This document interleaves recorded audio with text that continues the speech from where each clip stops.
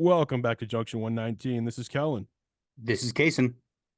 And this is James. Yes, he's back. It occurred to me, Casen, that I don't think I'm going to do the Three Timers Club anymore because for the third time, our good friend and fellow Bowling Green alumnus, James Nahikian, is joining the show, which means one thing. It's a baseball show. James, I was thinking about this. The reason I didn't want to do that is because I would love to bring you back on here beginning of every baseball season. Big baseball story happens, and of course postseason. So you're more like our Jeff Passan, if you know who you know. Oh wow, yeah, for sure. Yeah, you're more like our show's like resident baseball analyst who's on for just the regular rotation. So that's a huge. I mean, Jeff Passan's like the Adam Schefter of baseball, basically. So that's a pretty. I'll take that. That's a pretty huge compliment. I'm glad. You should. Okay, how you guys doing? How you both doing? Good. I'm doing great. Cool. We're here to talk about baseball. There's a plethora of stories to talk about. We do have a lineup. We're going to kind of get into the nitty gritty, the good, the bad, and the ugly today. I wanted to also say we are going to give like our predictions for the year, what we think is going to happen, divisional, and of course we'll bring you of the weeks. And quite frankly, when James is here, I don't know what direction we're going in. There's always like some of my favorite of the week segments we've done have been really when all of our guests have been on, but James, I love yours as well. So yeah, without further ado, I wanted to lead off this conversation, pun intended, by saying, James, typically, ideally, we would have had you on here before opening day, but in a lot of ways, I'm glad we were able to get you on here because running into next week would have been draft week, right? And you're now here. Things are starting to like very early on take shape early in the season. Got about 17 games under our belt. I actually am more interested to kind of get your take where we are in the season right now with April almost, well, not April, about halfway done.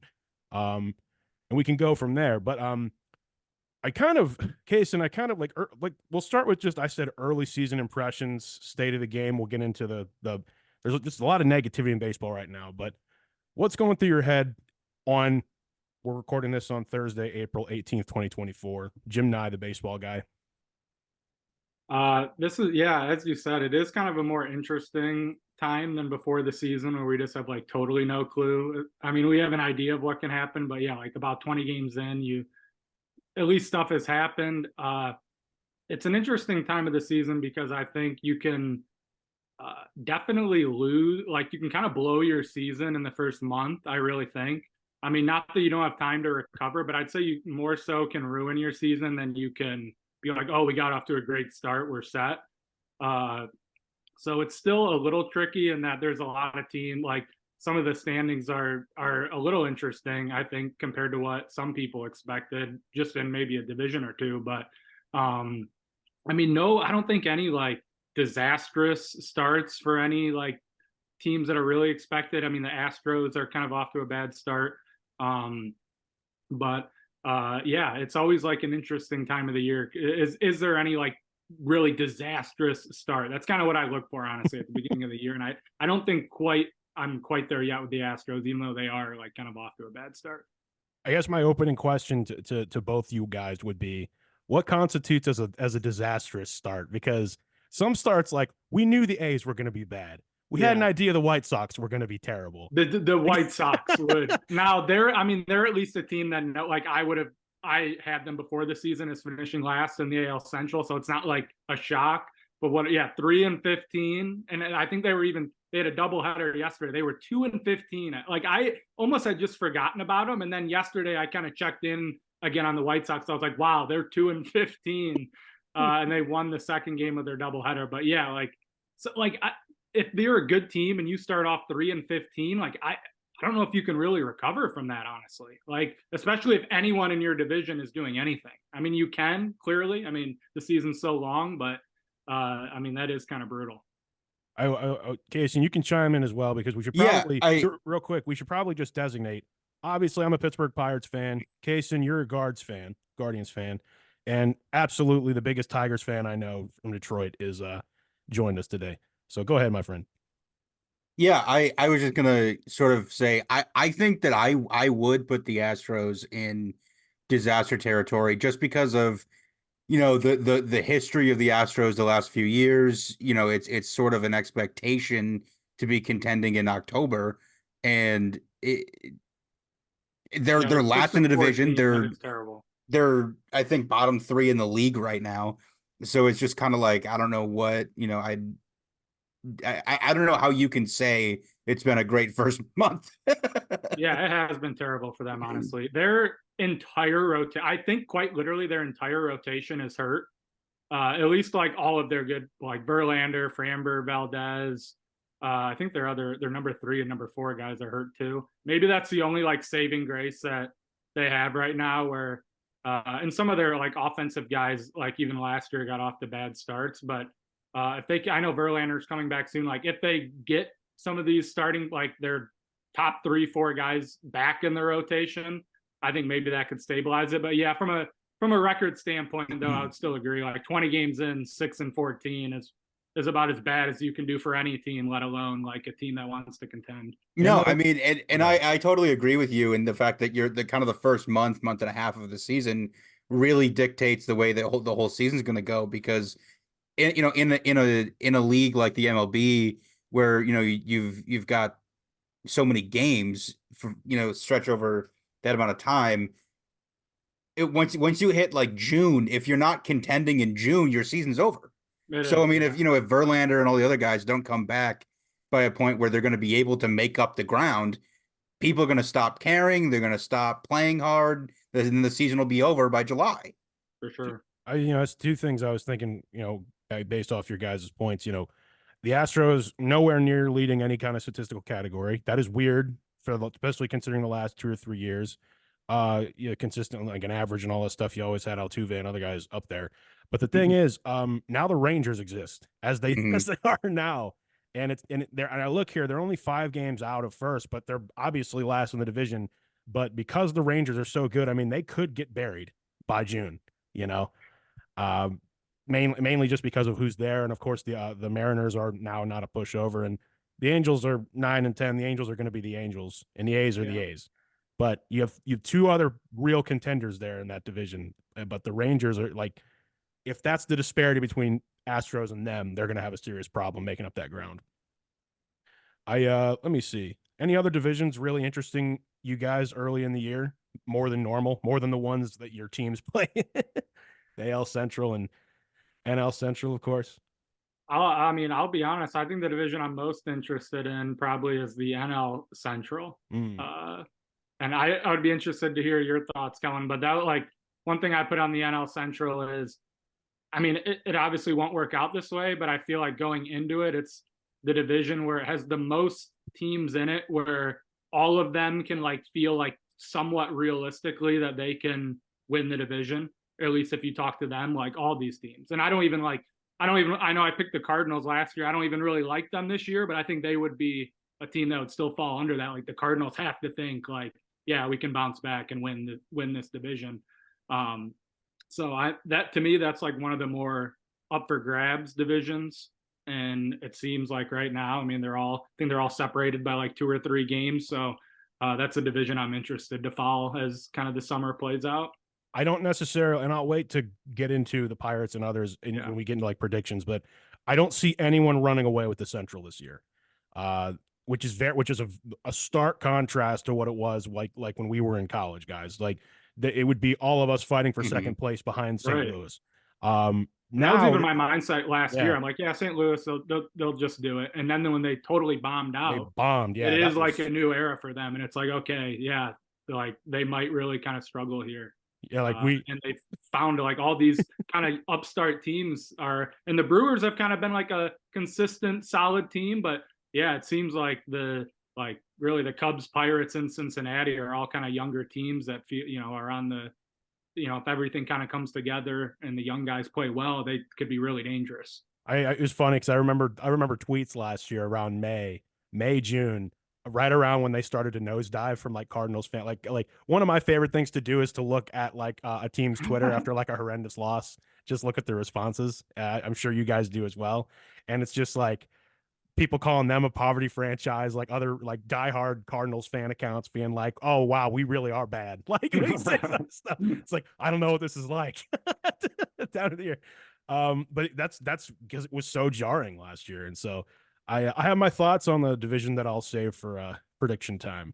But Beyond that, I personally, I'm also interested in the AL East, particularly because, like, weirdly across both of their histories, the Orioles and Pirates have always been good at the same time. And of course, the Orioles are coming off of a year in which they won the division.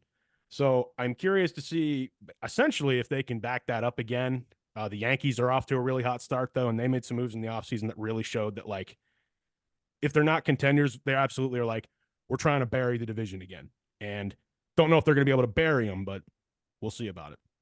You know? Yeah, I have a good amount of thoughts on the Yankees. I feel like they're kind of one of my teams where I have the most thoughts on, so I don't want to. Fair enough. Yeah, I'll save it till then. Cool. Yeah, I'll just add that I think that that's also the AL East is a really interesting division because like the NL Central, I mean there's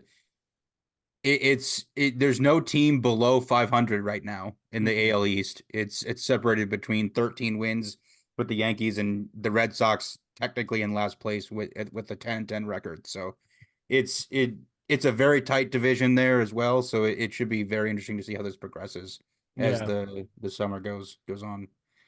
It's almost like that division's kind of back to normal. I feel like historically, Yeah. the like the last place team in the AL East, I swear, is like at a 500, and everyone else is like either It winning. really is, honestly. You know?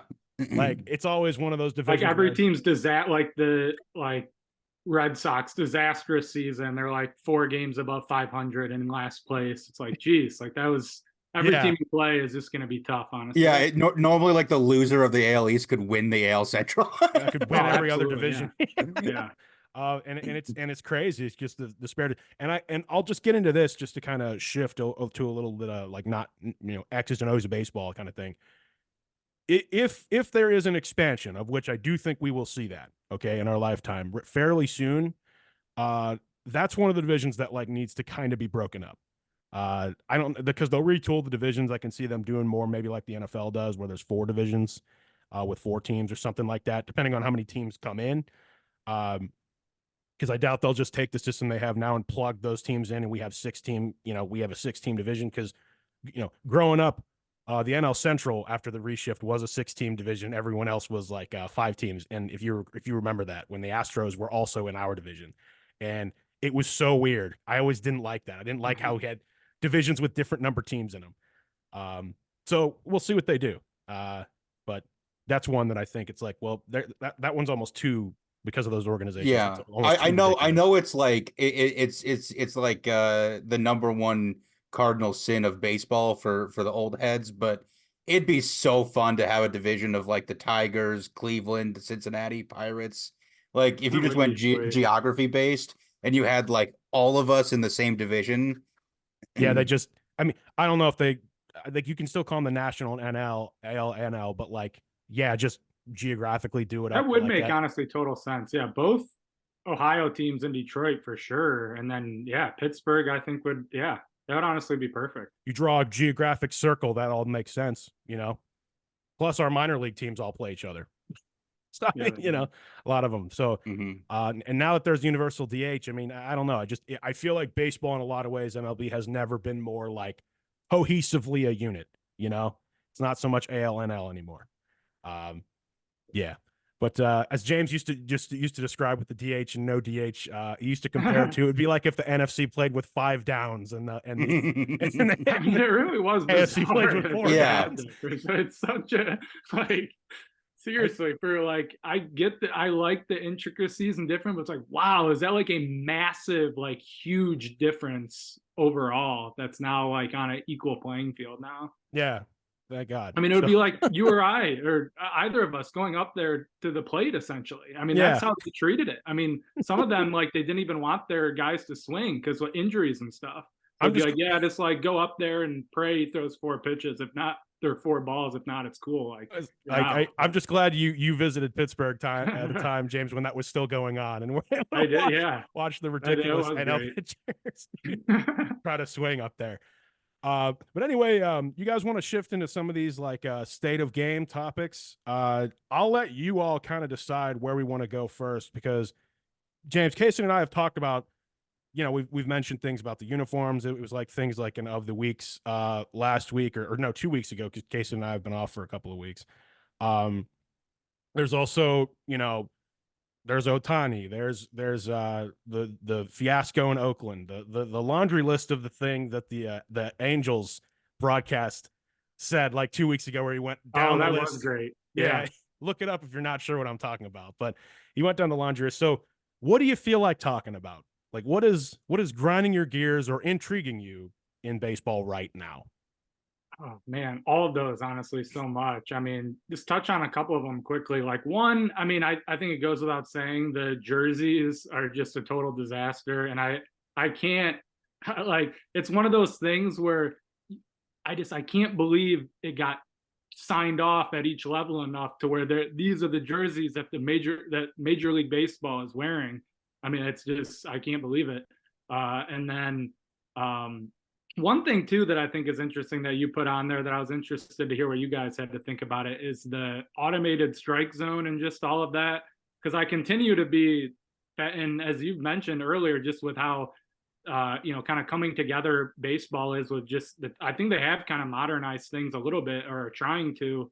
That one is interesting to me, especially with the minor leagues at least doing the challenge system. But I've always thought, and it was probably I was trying to think of the timeline of this, like what the last time the Tigers were like really good, like 2012 through 2014. On the broadcast, they didn't show the strike zone. Like they would do it, on like the select ones if it was like a big pitch and like the pitcher thought he got it, they would like show the angle where the ball went in. But it was probably like 2015 through 2020 it's been on there for a while now. And really since they had that on there, I've always thought like I don't like how do we not like why not just do that? Like you can get every single pitch correct. But there seems to still be a disconnect if they don't want to do that. And they're to the point where I mean the minor leagues doing the challenge thing, which I think is good and it doesn't take really any extra time. And I don't think they have like so many of them to where it's like overbearing on the game. I would be in favor of them at least doing the challenge thing. But I've always thought for a while now that they need to do something with the strike zone because it's just it's infuriating sometimes watching these games where you just get a bad day or a bad umpire and it's just he misses 35 calls and it's just like, man, that like totally changes. I was gonna say this episode of Angel Hernandez is brought to you. Angel, you get him and it's like, okay, we get 50% of the calls incorrect and we just kind of have to deal with it. You want to take that one first, Casen? Yeah, I mean, I know there's been a lot of talk because there was that one game, I think it was last week, where with Angel Hernandez that was just completely outrageous. And yeah, I mean, there's been a lot of talk about it, and apparently from my understanding, there's nothing the league can do about it because he can't be fired because of the union, of which. I mean, I don't understand what union prevents you from getting fired for being terrible at your job. Like, I get like job protections for, valid reasons, of like employment law and stuff. But when you're objectively terrible at your job, you should be able to be fired. I agree. And it's interesting because Angel Hernandez is not the only bad umpire. I want to point that out too. Like, there's been some bad umpiring that I've noticed big time this year. I remember someone, I think it was even John Boy, made the joke about Angel Hernandez last year. It's like, well, like MLB can only do what they can. Obviously, they've limited his time in the postseason. That he hasn't had a World Series in like 10 years. They will tooth and nail not let that happen. But I was thinking, like what happened last week with Bryce Harper. My thoughts are, it's like he said something like last year, John Boy, that is like, why don't you just make it so that why does he have to call balls and strikes? Why can't he just be a first or third base umpire? And I jokingly said, because he's not good at that either. That's the thing. He's not good at doing that either. But again, he's not the only one. I think James. I mean, at this point, it'd probably be worth it to save the brand integrity of the league. Oh, he's like a pay him not do anything. Yeah, he and others are like a disgrace to good umpires, and there are good umpires. Like just say, all right, we're not going to fire you, but just don't come to work anymore. like you're disgracing the entire league. My thing is, I as far as balls and strikes go, my dad was always 100% on your side with this, James Backley. He's like, as soon as the technology exists, we should incorporate that the next season. And I remember him even saying, and baseball's just not going to do it because tradition. You know, Right. it's like, yeah, or we could end a lot of frustration and quite frankly, a lot of ejections by just accepting this. And the fact that they're doing it in minor league, True. I think if it works, it might take a couple of years, but I think we're going to get it. Because it's just going to be unjustifiable because of umpires as bad as Angel Hernandez is this year. It's becoming impossible to hide how bad like he and others are with calling the strike zone, to the point where it's going to force their hand. And it's interestingly enough, I thought it was kind of amazing that Angel Hernandez like made a headline the second week of the year. I thought I'm like, oh, okay, so everyone's on the same page with this guy now. Okay, like It's even like yeah. to me, it's even like the really good ones too. It's just really hard, and like as the deeper the season goes, like every pitch gets so amplified, and it's like if you're just, I mean, if you're a diehard fan watching like game like 23, it's frustrating. But if like all eyes are on the sport in the playoffs, and it's like a 3-2 pitch with the bases loaded, and it's like 100% a strike, and he calls it a ball, it's just like, man, like that can decide the game. Like one little at bat like that, and it's just like we can easily get it right.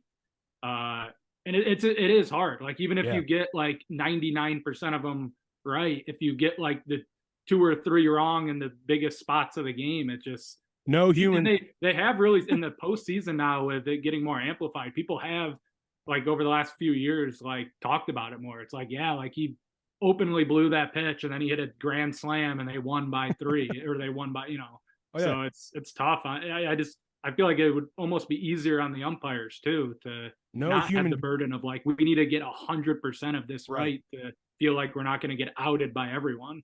No human eye should be doing this. I mean, it would be hard for any of the three of us as like young guys to go up there and do that. Yeah, it's very hard. It's so tough.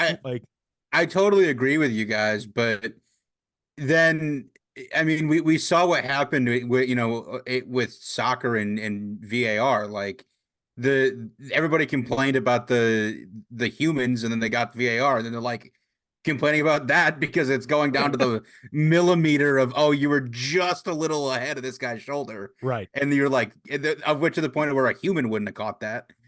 Yeah, I mean, I think that's probably just the sticking point. They're like, yeah, we don't want to. It's tradition to kind of have the human error, and it just kind of is what it is. And the game flow is better without having all the interruptions for how they would do that. I don't know, with all that, but I think having disparaging stuff is just an inevitability of sports. If we're being real here, you're always going to have like when something doesn't go a coach or a player's way, they're going to be up in arms about it. You know what I mean? Whether it's a human doing it or an AI, right, or the synergy, right? My thoughts are it's still worth it for just straight up progress. If they can get it in the minors to the point where it's as immediate as it is now with the pitch clock, also, I think we'll see it. I think we'll see it. I think the solution would be to have when the MLB grades the umpires and the accuracy of their calls, they need to then, at the end of the year, relegate the umpires down a tier and then do so all the way down to the levels. And so then, for example, Angel Hernandez would be coaching like elementary school T-ball by now. He'd be umpiring. Honestly, I've always thought they could like hold the officials to just like not like even a crazy higher standard, but it's like, yeah, if you grade out over a season terribly, like you're like not getting the better games.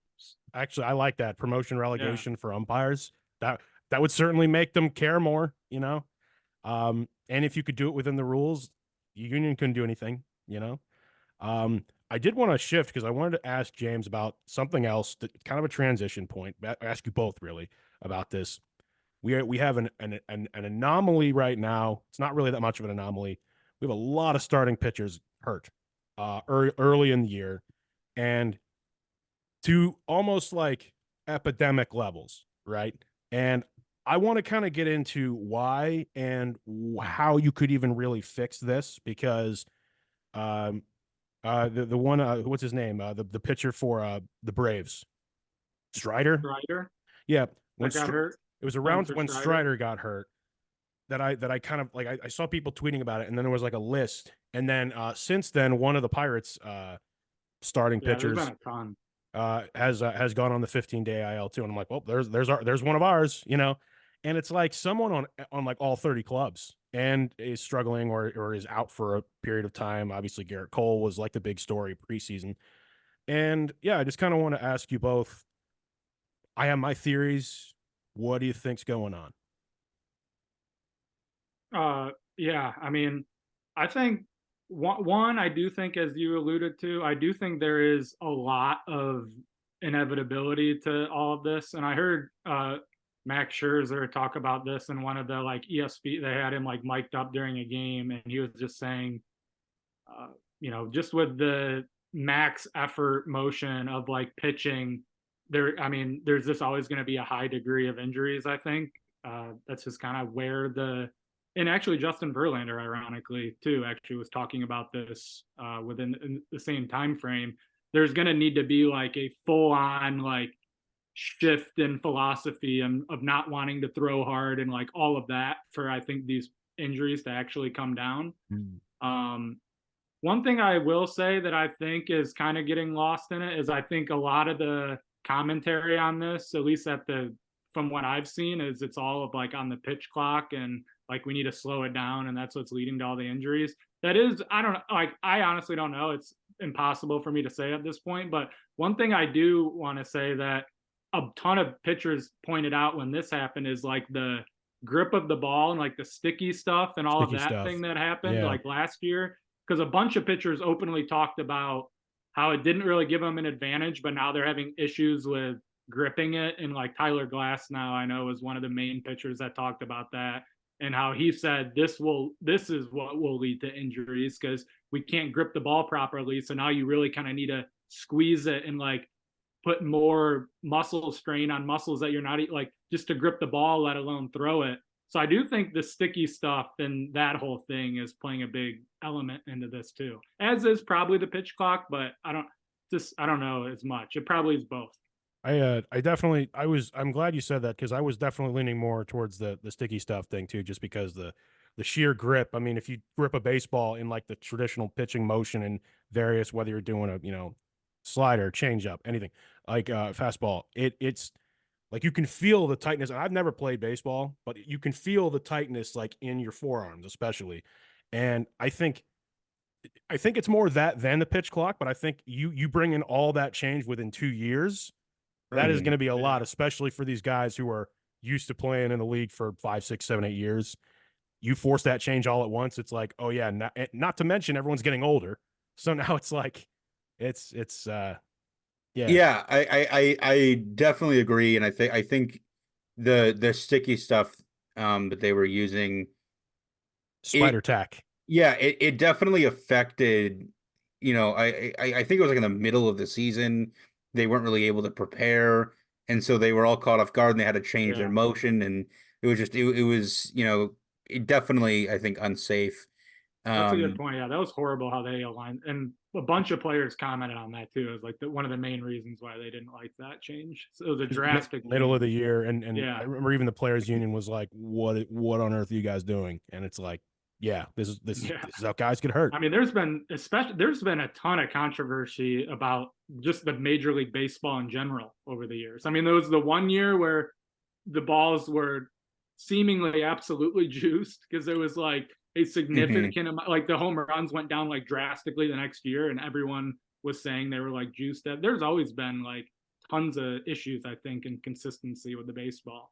It's probably like a uniformal issue recently. Well, you know, in the last year, one of my favorite newer 30 for 30s that I really liked is Long Gone Summer, which is about that's a great one. which is about McGuire and Sosa, and they do get into like the steroids thing. It's almost like the juiced balls were MLB's way of trying to force offense back in the game. In a way, it's like, let's change the objects rather than the players juicing themselves up. Right. You know? Yeah. That's 100% what they were doing. Right. Yeah.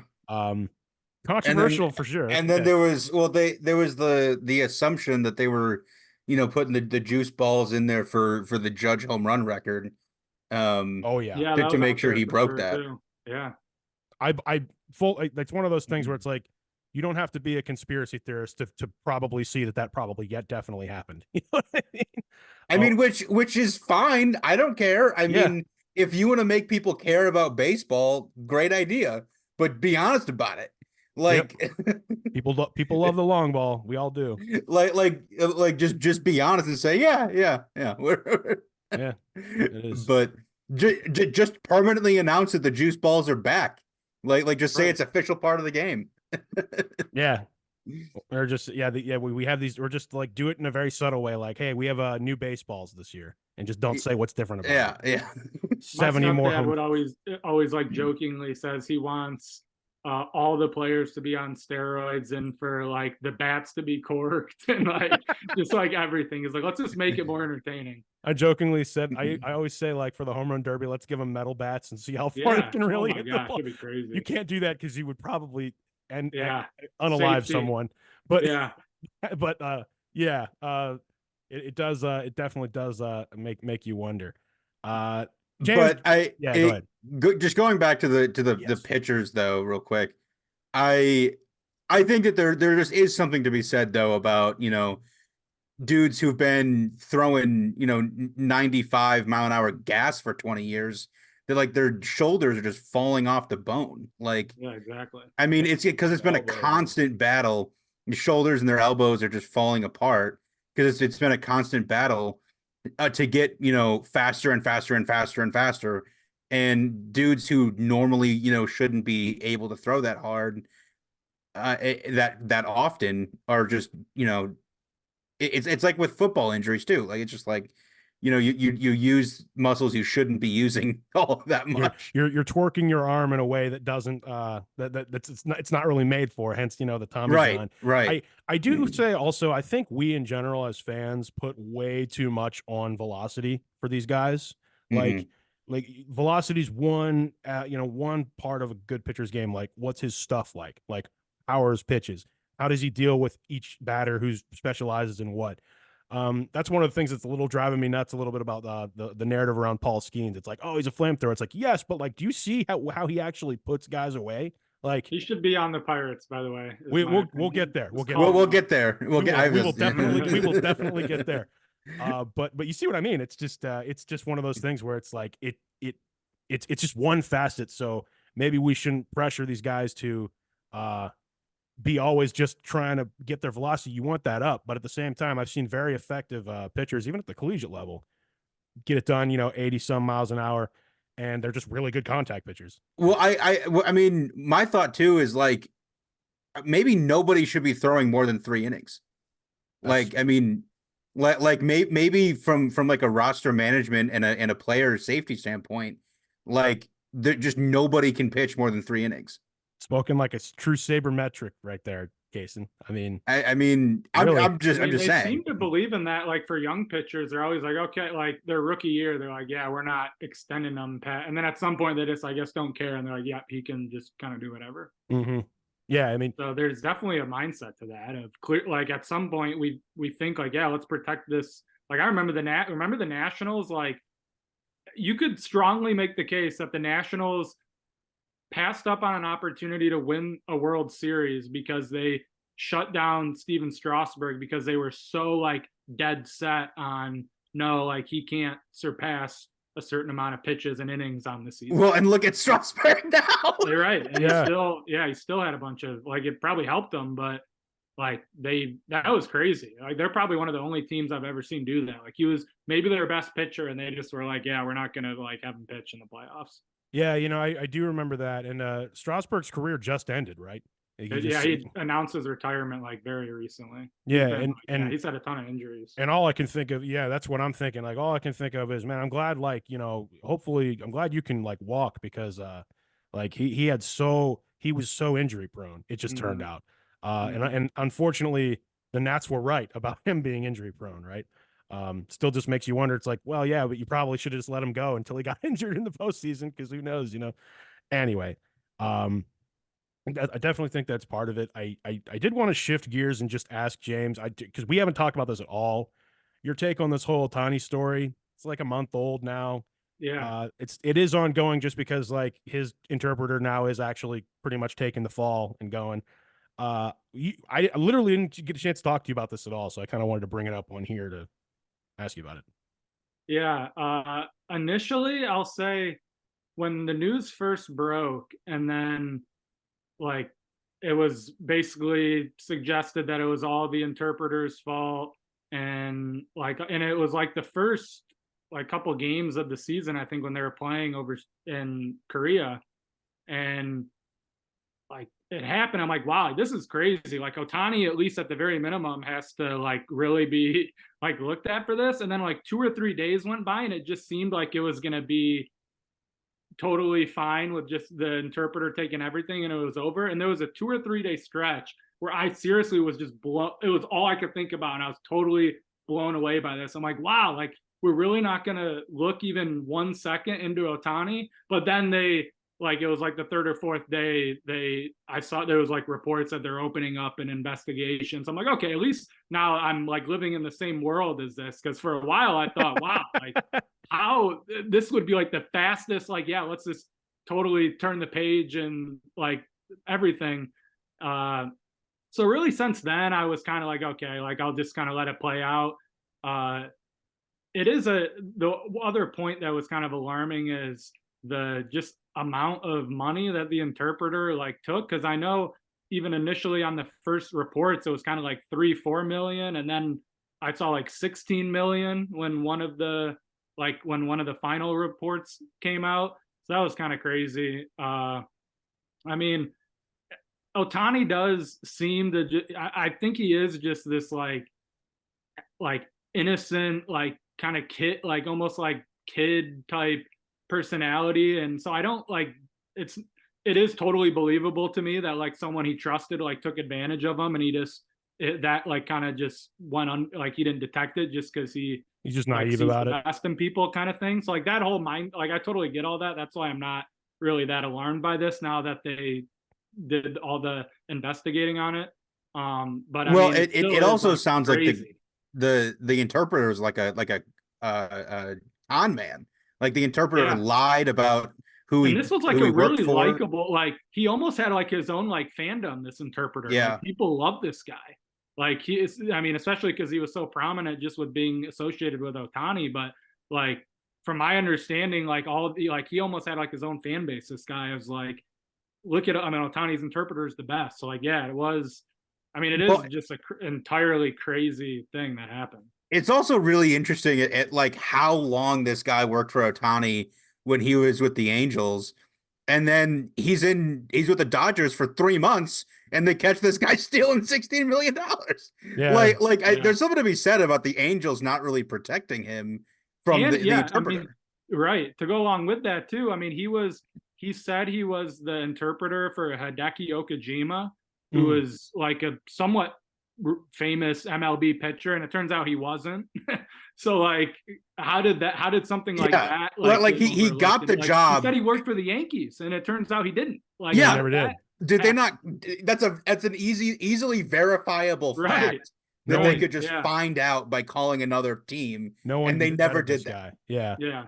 So like when I started learning stuff like that, I'm just like, okay, yeah, like this guy just somehow like it's kind of unbelievable how all this kind of stuff went undetected, but I guess it did. Yeah.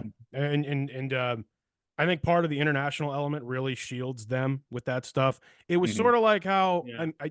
it was sort of like how the other thing is Otani's a pretty quiet dude. Like he's not flat. I Right. mean, obviously he has an interpreter, but he's not he spends his time in Japan. He's very much like how Ichiro was. And really and 100% plans to probably live in Japan once his career's over, right?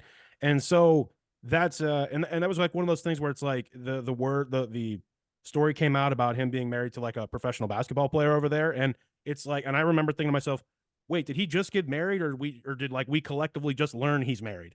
Like, and I guess he did. Yeah. And really, and no one had any idea. Like, Yeah, no one had any clue. and I think it like they did recently in the last like several months get married, so it's like, okay, so it is like a new story, but it happened in like total silence, you know. So I think it's believable that like, and he's not him, right? He's the interpreter.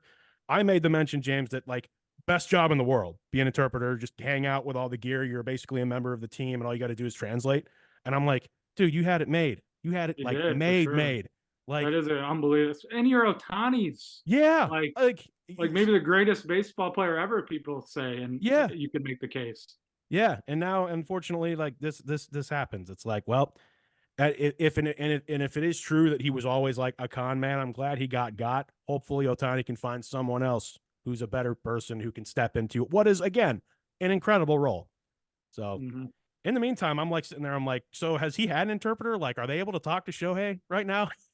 Like I mean that as a joke, but I've literally been wondering. I'm like, so hopefully they got him another interpreter. Yeah, I mean I don't know if they found somebody permanent, but they immediately after this guy was arrested, they called in a backup or something, and he was covering for press conferences immediately. Yo, who in this organization speaks Japanese? All right, I mean, it's got to be like a pretty huge trend. Yeah. I mean, with how close like this guy is to him, like it has to be still like a huge transition for like Ohtani, like going to a new team, and now the guy he like kind of almost like relies on is. I think he was like his best friend. He was his best friend, yeah. Like yeah. It's I mean it's been a crazy like 6 months for on top of the injury. Like it's just been a whirlwind roller coaster couple months for this guy. Yeah, for sure. But anyway, I more or less just wanted to get your take on that, James. It's a wild story. I think we're mostly past it now. Like Pete Rose was definitely hoping something would come of it, and there'd be someone equal to him that they would have to make a decision on. I think he even like said something or something with that. That was one of the first things I thought of. I can only imagine Pete. What is Pete Rose thinking right now? Yeah, you're long past the days of giving lifetime bans. And speaking of Pete Rose, in all the weeks, we'll definitely talk about another story that something just happened that's very similar. But you guys want to get into predictions? Do it. It's time to predict. We'll go around. James, I like you kind of leading this conversation. I mean, I don't know how you want to really start it off. I figured we can kind of just go and say or at least our division winners, maybe some breakouts, maybe some surprises, some sleepers, kind of like we did a year ago. Yeah. Okay. Yeah. I mean, we might as well start with the AL Central. AL Central, which I put in parentheses, worst division in baseball, which I think I said last year. I still think it is.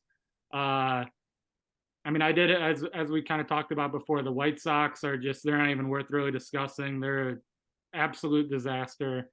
And this is almost like a Division II. This would be the kind of same thing I talked about with the NL Central, where I mean, I still think there's probably a number of teams that feel like they think they can win it. I know the Royals are off to a good start. I was gonna kind of put them down as like a sleeper type team. I don't think they're gonna win the division, but I think they could be like a classic, like annoying Royals team that wins like 75 games. One thing I do want to point out the Royals is at 23 years old, I think Bobby Witt is the best player in the division already. And I actually saw like 2 days ago, it's early, but he's like far and away like the number 2 like odds to win the AL MVP. So I mean, I think Bobby Witt's like totally legitimate, and him by himself could keep the Royals relevant. But like all of these teams to me are like majorly flawed. I mean, the Tigers are very, very good pitching wise, almost across the board, and their offense is just terrible. That's been probably my biggest frustration in Detroit sports in my adult life post probably 2015 on has been the Tigers offense. It just has been terrible really for a decade at this point. And I just, my thoughts when I'm like, can I please pick the Tigers to win the division? It's like, no, I can't in good faith pick the Tigers to win the division. Their offense, I just don't think we'll be able to get it done. I will put them kind of in a similar boat as the Pirates in that if they're like, they have a lot of like on paper, like promising young hitters like Riley Green, Spencer Torkelson, Colt Keith, kind of like the Pirates with like Cabrian Hayes and Cruz and Henry Davis. Like if those guys who do have pedigree are like, if this is the year they like fully are legit, then the Tigers would have a pathway, but it's just, I don't see that happening right now. Avoiding putting on the suspense. I am picking Cleveland to win the division this year. I am I think I was down on them last year too. The Twins. I don't buy the Twins at all. I think they got worse too. They lost Sonny Gray, who was the runner-up in the Cy Young. They seemingly just kind of lost a few of their good players. And one thing I'd point out on the Twins is I do think that like trade they made last year where they traded Luis Ariz, the kind of contact hitter, but he hits like 380. They like traded him for Pablo Lopez, who's a really good pitcher, but I don't think that's really panned out for them. I think they could use a guy that just always gets on base. They're kind of just like a scrappy random lineup, and he was like a big piece to that, I think. With Cleveland, I think they're just a pitching factory, and I know Bieber's already hurt, but I mean, they've had significant pitching injuries for years now, and they still find a way to call guys up, and they're still good. And their offense really took a big step back last year, but even with that, I think the like Jose Ramirez, Josh Naylor, Stephen Kwan, like those three guys right there, I think are a better trio than any other team has. I mean, like the Royals have Bobby Witt, but not much beyond that. The Tigers' offense is terrible. So yeah, I just think there'll be enough offense, and they have the pitching to get it done. You next. I'll Casey. just sort of chime We'll in go around. as the Cleveland supporter. I'll just kind of chime in that it's it's the first time in a very long time that we don't have Terry Francona there anymore, and so it Right. last year was sort of a limp to the finish line of the season, and so it feels like with new manager and new coaching staff that there's a bit more of a fresh air vibe around the team again. So it feels different than it did last year for sure. And I also think they're just like, in my opinion, the best run organization. I mean, their knock is they don't spend money, which that's a lot of teams' knock. But as far as developing players and like me feeling like they know what they're doing as an organization, I'm more confident in Cleveland than any organization for sure. Yeah, they just hit on every prospect. I mean, like honestly, and that's how like I look at the Cleveland Guardians as the team I wish the Pirates could be. It's like, can we nail on every single prospect and then come up if we're not going to spend any money, which maybe the Pirates are about to become that, right? Between Naylor and J-Ram and Biebs, I think they're going to take that division as well. I'll go out on a limb, though, and say I think the Tigers come in second, mainly because Royals, I mean, we'll see, but I definitely thought that the Twins were a fluke last year. They were, at least from the look of things. I'm going to pull for the Tigers to take a step forward and hope maybe contend for the wild card spot there. But it all depends on. They surprisingly, like people they finished second in the division last year. So I think AJ Hinch is an outstanding manager. That's when you watch the Tigers every day, that's about the best thing we get to see. Like, I think if you really watch the Tigers day in, day out, like I think their manager just has won them even this year, like probably half their games by pinch hitting a guy and then he gets the hit to win the game or taking the pitcher out at the right time. Like he's a great manager. And he gets the absolute best out of what they have. So like there'll be a team that'll be, and I think they even by far had the best just within the division, had the best record within the division. And even this year they've only played a couple division series, but they've been very competitive within the actual division games. Mm-hmm. So I think it's just one of those things where if they just had any bit of credible offense, you could say, wow, like this would be a kind of a dangerous team because their pitching's good. They're managed well. Over the last couple of years, their defense has been extremely good, but I just, even comparing them to Cleveland, which relative to the MLB, their offense isn't amazing, but it's night and day better than the Tigers, I think. So. Gotcha. How about AL East next? Since you got things to say about the Yankees, we'll go around James, then Casen, then me. The Yankees with the AL East. I know last year and this was my main thing with the Yankees over the years is that they haven't really acted like the Yankees in terms of like, if I was a fan, I'd be like, can we just spend more money and get all the best players again? Because there's no salary cap. And I know like a year ago, they re-signed Judge, which, I mean, that was a massive deal. And you kind of are hampered a little bit when you have to do a deal like that, I guess. But I mean, adding Juan Soto this year was like, to me, just a perfect move for them. I mean, I think he's going to lead the league in on base percentage again. He always does. And he's a huge production guy as well. So I mean, I love Juan Soto. I thought that was a huge move for them, and they finally were like, okay, let's just like get the best possible guy we can get. They're all. I mean, they're last year was not good for them, but for the most part, they're kind of like the Cowboys, where they're just automatic in the regular season anyway. Yeah. But so I mean, I do think it tends to, and Garrett Cole's hurt for them, and they're still off to a good start. So I think there are a lot of reasons to like the Yankees. I am picking them to win the division this year.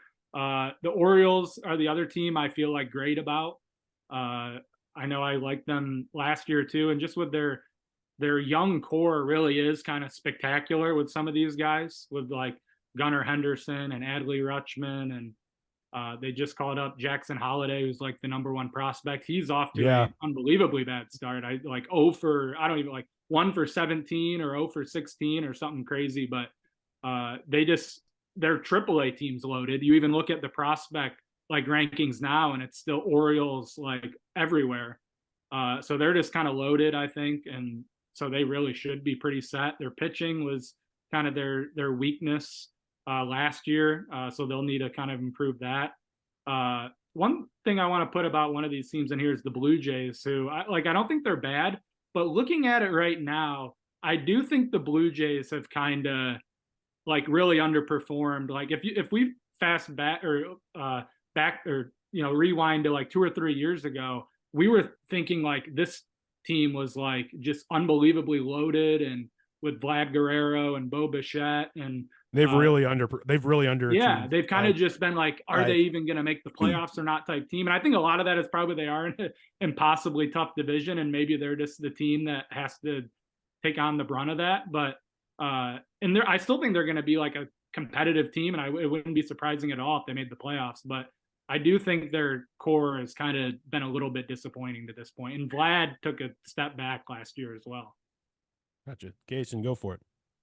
Yeah, I think I think as well the Yankees are gonna win the division. But I think it'll be probably a race between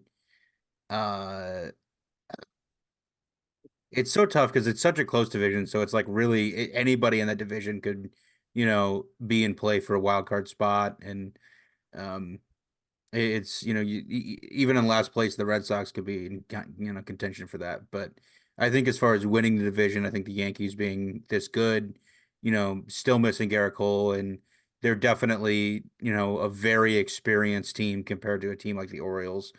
I think that they're probably the more likely winner of the division, at least.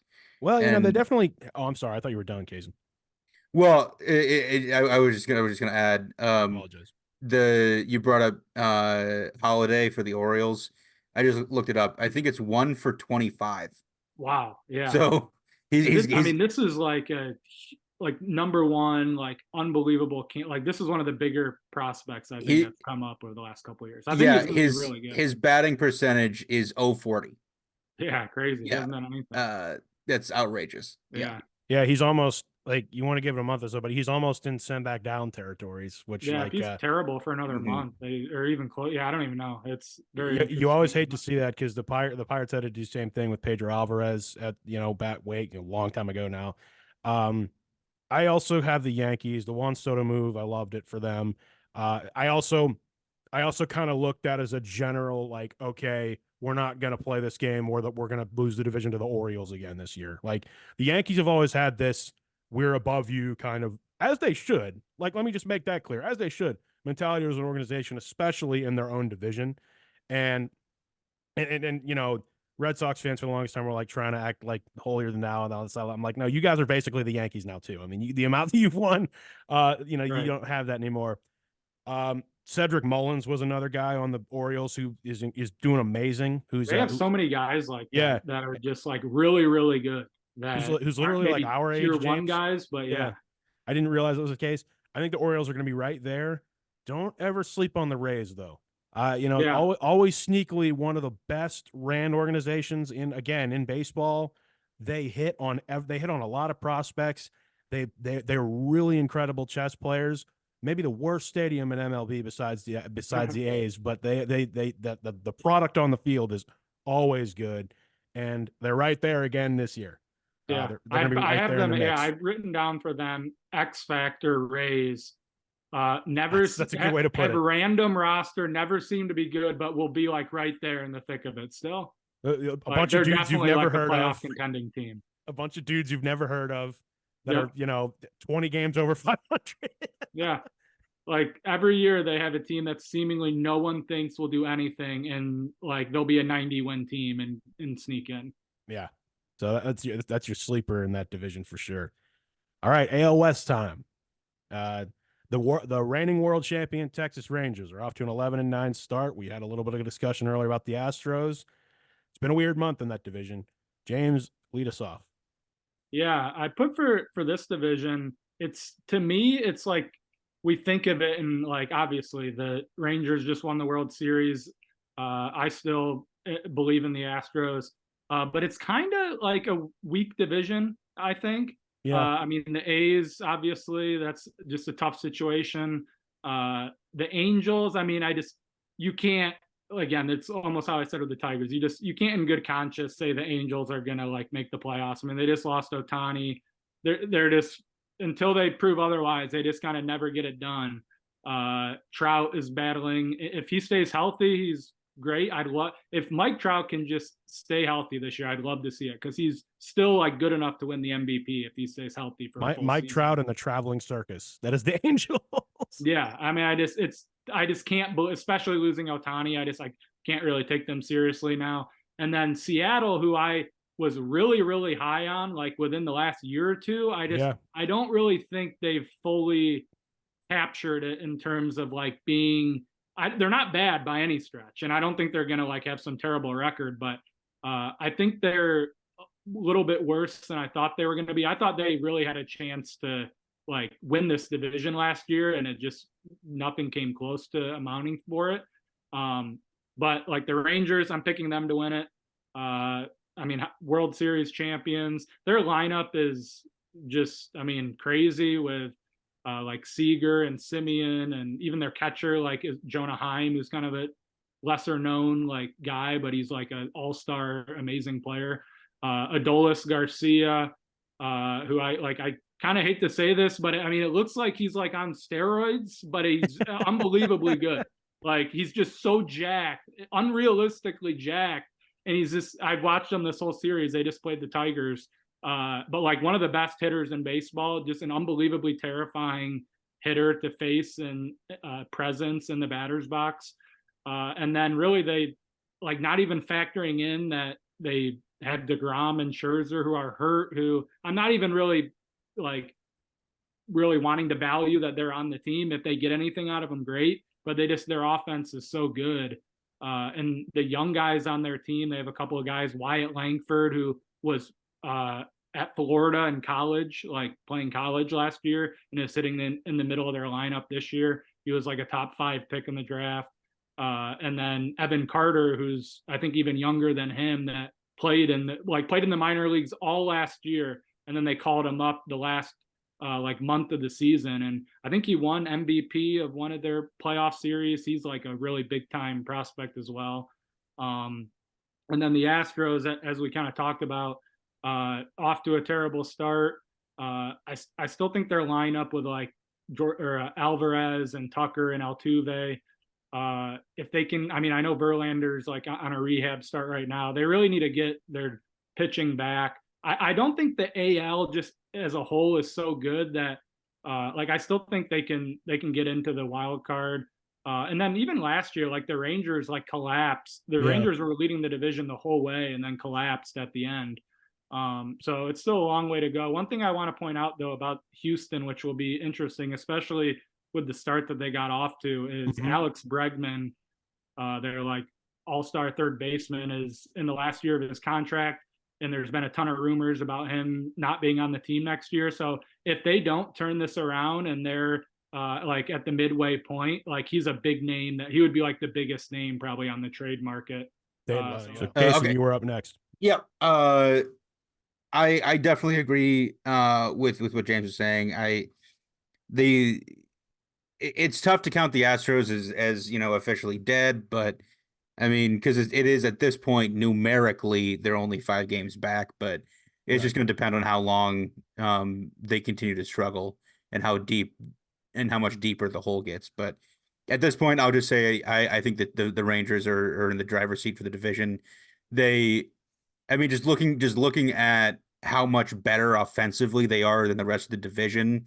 I mean, they score runs way at a way faster pace than anybody else in the division. That's a winning formula. So I think that they're gonna have to do like what they did last year and sort of fall apart to have any chance of anybody else catching up, I think.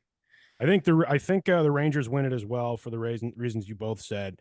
Um, I did want to point this out because it was just right in front of me. Uh, I'll go out on a limb here and say Aroldis Garcia, home run derby champion this year, mainly because He's amazing. it's in their home stadium this year. Oh wow. So it's there in Arlington. So so it's going to be interesting. Which is going to be weird seeing that because remember we've already had like a whole World Series that was played in that stadium, so I feel like it kind of already had its like moment or whatever.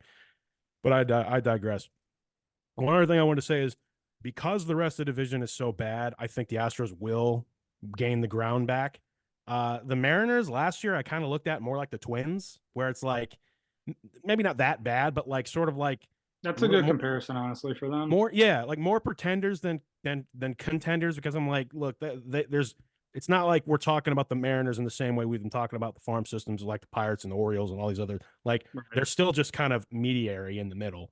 Um, I will say I want to give a shout out to Mason Miller, incredible relief pitcher with the Oakland A's. Both has ties to literally my hometown, and he went to a rival high school of mine and my current place of business, which is pretty awesome. Oh, But he's like the one thing the A's have going for him, Mason Miller. That being said, I do think the Astros kind of make that climb back up the division. And I'll say this: I would be shocked if they didn't. I would be actually really surprised if we're not sitting here thinking, okay, yeah, the Astros are in the mix. Like if they don't recover, it would be like a seismic shift in that division. And definitely. especially if it forces them to get into a situation where they end up trading Bregman to someone. Yeah. So yeah, that's my take on the AL West. It's time for the NL. So let's shift to the NL, and James, I'll let you pick what division you want to start with. We started with the Central. Let's go to the NL Central. As I mentioned previously in the show, probably the division I'm most interested to watch. I did pick the Cubs to win the division this year. I think they're another team that totally collapsed. They should have made the playoffs last year and epically collapsed and missed the playoffs and basically returned their whole kind of core of that team. So I think that can fuel them to get it done this year. Really interesting that they stole Craig Counsell, I believe is the Brewers manager, switched teams to the Cubs. That'll be a very interesting dynamic with that. In division. They added their Japanese presence has been pretty good. They got another really good pitcher, Shota Imananga. I probably am pronouncing that incorrectly, but he's really good. He was one of the big names this offseason. And I've seen him pitch already a couple times this year, and he looks amazing.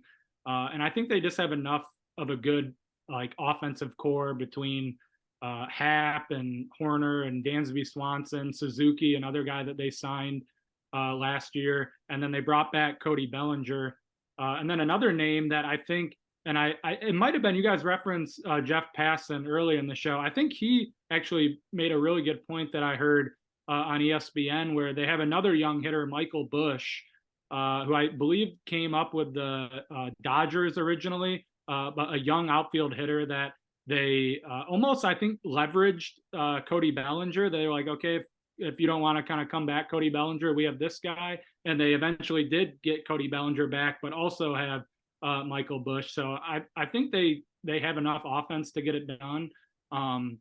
But again, there's just all these teams in there that I don't think I think it's kind of splitting hairs with some of these teams, with the Brewers, who are like probably have definitely more credibility than the Cubs, and that a lot of these guys have done it with them over the last couple of years. An interesting thing with them is Yelich is like playing amazing. A guy that won the MVP and has kind of fallen off recently. He's having a great year. And then the Pirates and Reds, who I think are similar in that they have a lot of young players that could really be good. I mean, Ellie De La Cruz with Cincinnati, he's off to a pretty good start this year, was amazing last year. I referenced like the young hitters with the Pirates with Cabrian Hayes and O'Neill Cruz. So I think this is just will be a really interesting division to see how it pans out.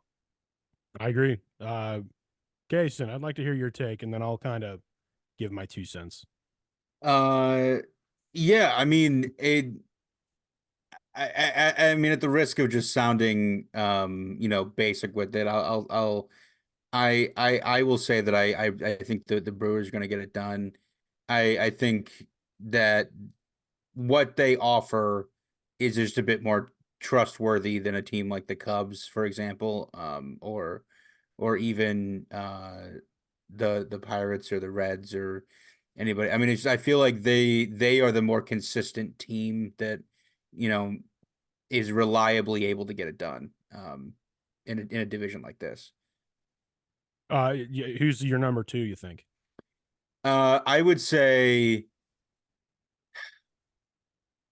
at this point, I would say it's very, I mean, I think the Reds could come back like, middle of the season, storm up, because they usually have a bit of a interesting, run occasionally in the middle of the season. So it's possible the Reds get hot and are up in the top of the race for the division. But I think it's the Brewers who are going to be able to get that done. James, who would be your second best team if the Cubs are the winners? I'd go the Brewers. Gotcha. Yeah. So I have the Brewers also. I think they're going to win. Just they've been more consistent. Quite frankly, they know how to win this thing. They've had more experience just as a roster, up and down, and really down the weirdly like down the stretch. The 2 teams like in the dog days of August, the 2 teams that always play well in our division are the Brewers and Reds. Actually, the Reds really seemingly come on in those years. I'm confident in the Pirates this year. I wasn't going to sit here and just be a homer and say, oh, we're going to win the division. Like, no, I think if the Pirates make it to the postseason this year, one, the big thing that people have been asking me, I feel better about the way the team's structured than the way things went last April, where they were just the hottest team in baseball and then just really came back down to earth quickly. I think that was really all the young guys being pumped that Kutch was there, I think this year, another year under their belt, good prospects. I think we have a few hidden gems in that pitching rotation. Jared Jones, kind of out of nowhere. That guy. Brett Falter. I like they like out of nowhere. I'm like, oh, so we could have like an actually decent division here or a rotation here for like the first time like in my life, seemingly, outside of like 3 years. I will address the Paul Skeens situation. He's obviously dominating in AAA, beyond dominating. I think he's going to make it so that it's impossible for them not to bring him up this year. I don't necessarily know when you do because I'm torn because if the Pirates are good without him, I almost would rather him still develop more. That being said, if we're in a situation where like right there among, I think really it is going to be between Pirates, Cubs, Brewers. I think if he's like the injection in your rotation that you get middle of the year without having to trade anything, and in walks Paul Skeens, Livy Dunn's in Pittsburgh in the box, it would be especially at a time when Russell Wilson's also in Pittsburgh. It's kind of a wild time there right now. I saw the Mud Hens the other day tweet out the tweet was like Livy Dunn's boyfriend has taken them out. And that was like the only tweet that they would put on it. That's really funny because I can tell you in all the like pirate circles, like they like refer to him as like, oh, it's Livy Dunn's boyfriend. That's funny. That is funny. Not always, but it's like it is funny. I think that'll happen this year. I don't want them to do it too early. I really need him to show that he's consistent in his starts, just destroying AAA before he comes up. But make no mistake, like he's giving me the same feeling I felt about Garrett Cole, in that like if he stayed with us, he could be the best pitcher in Pirates history. I feel like even stronger about this one. I'm like, oh, this guy's just a dog. Like, like he is every bit as good, I think, that he's cracked out to be. And also his debut this year is going to be a massive deal, and That like will be crazy. hopefully they plan it out that it's like a big time division series in Pittsburgh, and it's Yeah, like Skeens is taking the mound. Yeah, I saw some TikTok that I don't know if it was a joke or what, but they were saying that the Pirates are holding Skeens down until Livy Dunn's available to come to Pittsburgh for Oh, his I opening. saw that on TikTok too, and I immediately said that is not even remotely true. Yeah, That's like gotta the wait dumbest. until she's done with class. Yeah, I mean, it's gonna work out that way, but that's not even remotely the case. I'm like, I mean, if he was good enough, he'd be on the starting day rotation. You know? But anyway, I'm really excited about Skeens. I'm really excited about the Pirates, and with any luck and the pitching holds up, maybe we can grab that wild card. But under no circumstances do I think the Pirates win the division yet. I think we're still, a year or two away of being a truly like really contending squad. But One thing, yeah, I wanted to, Kellan, I wanted to ask you this about the Reds. One thing I've like always kind of thought about them, and I don't watch the division as much as you have over the years, but like they're obviously like the Great American Ballparks, like offensive kind of ballpark. There's like pretty, like I think one of the smallest dimensions in the league is, and it always seems like, and they like kind of play to that identity, and their pitching like is always kind of their thing that they never have enough. I wonder with that team, like if they ever get like a really good string of pitchers to like come through their organization that like pan out, like when they had like Sonny Gray, like they were like pretty good. But they seemingly never have like the pitching, because they're like a team that if they had that, they'd be like the most like fun team to pick in this division, because they always have these offensive minded, like Ellie De La Cruz is amazing. But are they going to give up like 8 runs a game, and it doesn't really matter? I think the Reds and Pirates are very comparable, which is why it's such a good rivalry. I mean, I think we have a lot of the same issues, to be completely honest. I mean, they always seem to have issues with their pitching as well, and the dynamic between both teams is, I think, why they both can't stand each other. Because I'm like, there's actually a lot in common with not just between Cincinnati and Pittsburgh, but also just the Pirates and Reds with our struggles. I always refer to it as Great American Small Park, just to poke fun, to poke fun at Reds fans. But if you told me that they were the team that took a giant step forward, I would do it. But like, I'm just sitting here thinking, thank goodness Paul Skeens isn't with the Reds, because I'd be sitting here saying like, oh, they really could take over our division here in the next like few years, you know. But yeah, I can see that they're going to be right there in the mix as well. The other real big thing is I have no idea what the Cardinals are going to do. We haven't mentioned them once beyond just their disastrous season last year. I think they're more beatable than they've ever been, and I think all 4 other teams finally are kind of like, let's keep our boot on their neck kind of thing, like, because we know we can beat them. Yeah. That being said, if you told me that they were going to bring up some random dude I've never heard of that's going to bat 400 from like June on, and they just make a run at the division, I'd be like, yeah, it's the Cardinals. That makes sense.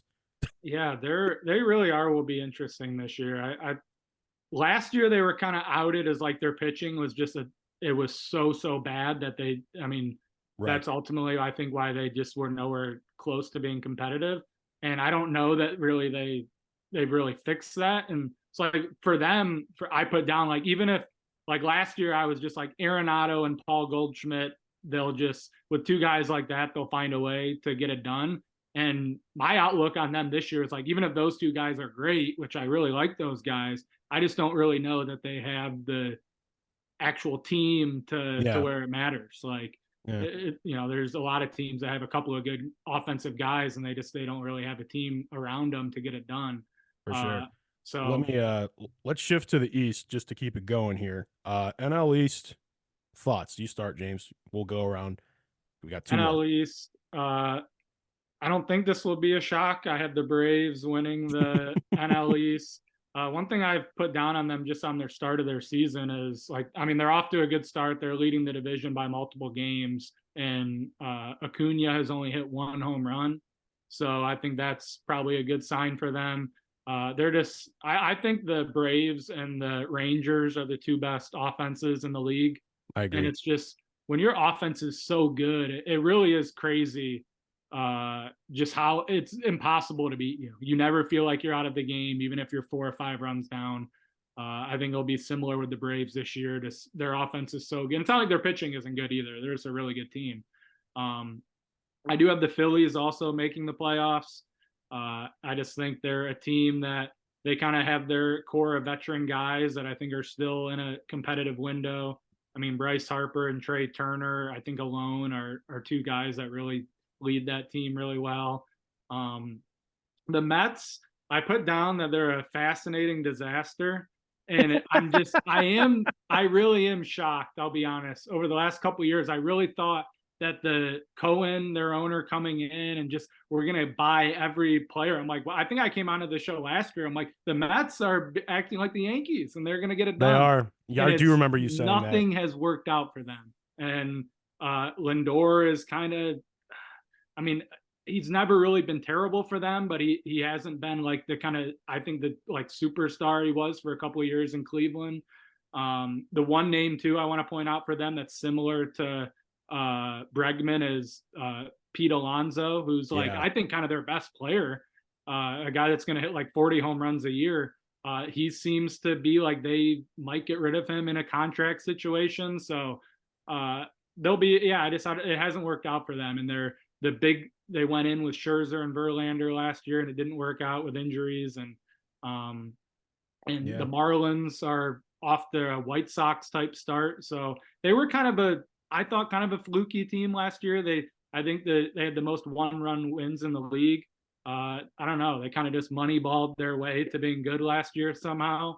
And one thing I'll point out with the Nationals, again, not a team that I think is that relevant, but CJ Abrams, their young shortstop, is a guy at least to watch because he's like a superstar type player. He's a very young and young bright star in this league, I think.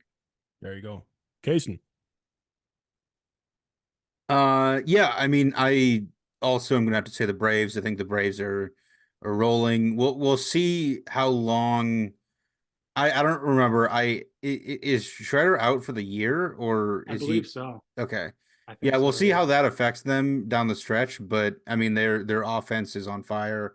I mean, and when once Acuna gets, eventually back to form, it'll only be, even better. So I think definitely the Braves are going to be pretty hot again.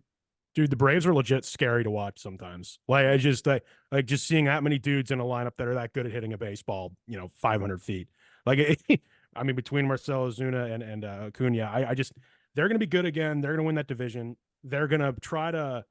They remember what happened last year too, with just like going down the way they went down in the postseason. I think the Phillies are going to be there for sure. I think that's really your dynamic up and down. I don't think anyone else in that division really has a chance. I agree. I want to also say that what happened with the Mets last year was one of the funniest things I've ever seen. It was. I mean, that was legitimately hilarious. Like we hadn't seen anything like that where everything just goes on the like. You could almost make a documentary just about that season with the buildup and just how train wreck it was the other direction, to where just the big names are all going away. They're trading everybody at the deadline. I'm like, wow, like, and it was quick last year too. Like it was like, oh wow, they really are just going to be bad. And, yeah, at no point did it look like it would work out. And I was so like wanting to believe in them that they'd be good. And it just was so bad. It was almost unrealistically terrible. I remember it was like 2 years ago. 2 years ago, it's like hang the banner. It's like our we went viral because our closer had an incredible walkout song, warm-up song. That was I feel like their fans get so much crap for that now. Just that like they get made fun of so much for that. They do, and it's somewhat deserved, somewhat not. The Mets fans in my life, so to speak, I really like them, so it would be cool if they were decent. But until then, I mean, naturally, like historically, the Pirates and Mets have a little bit of a rivalry. So like people in Pittsburgh make those jokes too, like if you're over the age of like 35. So yeah, I agree with you guys there, and we'll close it out with the NL West, and we'll roll into of the weeks. This one I think is also pretty slam shut as well, but I want to hear what the baseball guy has to say. Yeah, I do think the Dodgers will win the division. I mean, they're 1, 2, 3. They're on so much because they play so late, and they'll just be on like MLB Network or something. But Always. they're 1, 2, 3 in the batting order of Mookie Betts, Ohtani, and Freeman is just like. I think that's probably the best I've ever seen. I mean, if it's not, it's really close. And and I did want to lament this with the Boston Red Sox, and I didn't, but them getting rid of Mookie Betts was just like an all-time terrible move for them. Oh, I agree. The guys that they got back, it won't amount to anything, and they're just like, they're the Boston Red Sox. They shouldn't have been looking to get rid of Mookie Betts. It never made sense, and he's like seemingly gotten better since he went to the Dodgers. Yeah, I will never I just think understand that. they're too good not to get it done. But I will say I'm not their big issue has been their pitching in the playoffs, and I don't really think they didn't much to combat it. At least this year with Ohtani not pitching for sure. Yeah. And they added Tyler Glass now, who's great, but is like almost the poster child of like not staying healthy as a pitcher. So I still I put down as like in my playoffs thing. I think they're going to bomb out again in the playoffs, but they're going to be amazing. They're an amazing team to watch, and their offense is so good that over the course of the season, I still think they'll probably dominate. The only other team I really think is going to factor in will be the Padres. I still think they have enough talent to be good. Last year, and I watched them a lot last year, they lost so many just inexplicable games where they were up 4 or 5 runs and they blew it. I mean, their bullpen still isn't like outstanding, but I still think that's a team that has enough talent to think that they're going to be a playoff team. The D-backs are the other team that obviously had quite the run last year. I think it will be difficult for them to repeat it just because all their top guys were like first and second year guys. I think the league has adjusted to some of them, at least early on, like Corbin Carroll's kind of their big star. He's off to a slow start. I still really like the D-backs. Eduardo Rodriguez, who they signed from the Tigers, who's like, I think supposed to be kind of their ace this year, already got put on the 60-day DL, is one of those big name pitchers that got hurt early in the season. Really those are kind of the teams. And I guess the last point I'd make on them, to kind of berate a team, the Giants, I just think it's kind of fascinating how they've really kind of tried to take big swings, that they've really, really tried to get all these guys. They've tried to get Judge. They've tried to get Ohtani. They had Carlos Correa signed, and then the weird thing with his physical or where it didn't pan out. They've tried to really hard to get these big Japanese pitchers, and no one wants to go there. JD Martinez, even, they tried to get him, and he openly said he didn't want to play on the Giants. So I don't really know what's happened with the Giants and how no one really wants to play there, but they've tried to get these guys and they haven't gotten any of them. And I think directly because of it, I don't really view them as a factor in this division.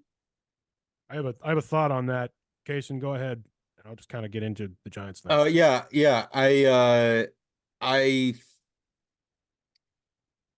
I think I will agree exactly with what James said, because I think I have the Dodgers winning the division but going nowhere.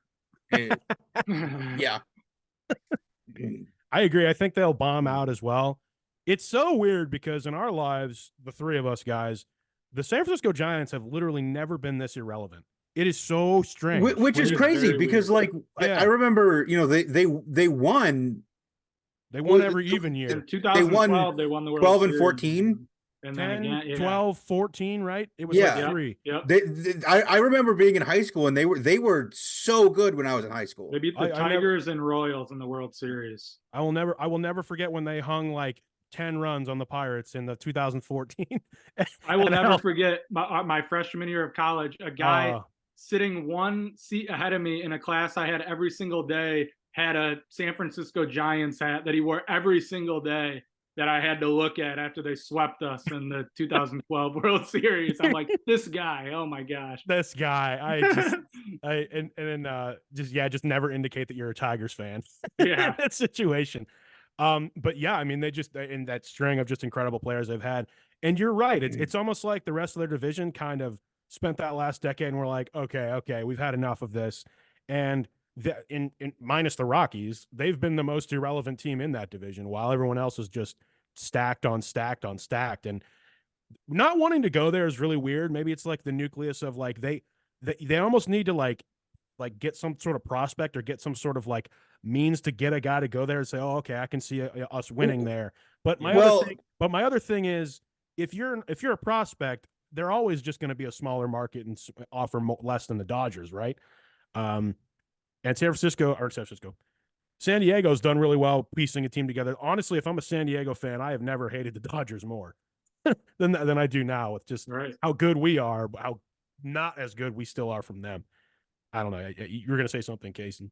Yeah, I was just going to say, yeah, it's really interesting. It's just sort of how the Giants brand is viewed currently, because post 2014, it all that I can really think about the Giants is just, you know, every month or so you just look and see what crazy thing Mad Bum did in a game and get, you know, it like that was essentially all the Giants were, was just Buster Posey. Yeah. You know, one of my favorite Giants players ever was Tim Lincecum. That was a fun time. We're talking a decade ago now.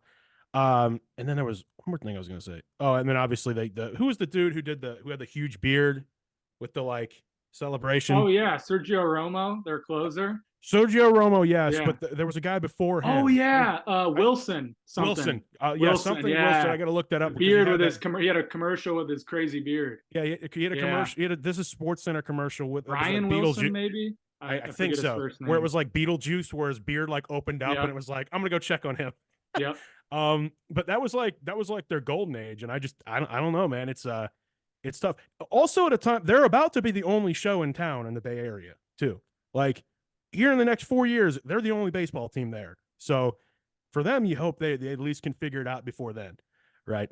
So I don't know, but those are divisional picks. What is cool is that prior to our postseason show, James, I did go back and re-listen, and I will do the same thing this time to see kind of how things shake out. It's always like really, really fun. And I always feel more educated, and I know listeners do as well whenever you're on here, because you give me players and pieces to follow. And quite frankly, just to put things into perspective for our listeners, like James is like a baseball encyclopedia, but I accurately saw this man in college pick like major trades 4 years in advance, like multiple times. Like, oh yeah, David Price is gonna go out, like gonna go to the Tigers and all this stuff. Like, there were all these stuff, and I'm like, man, this guy you're like seeing the chess pieces like 4 years in advance. And I never really interacted with anyone who was like that.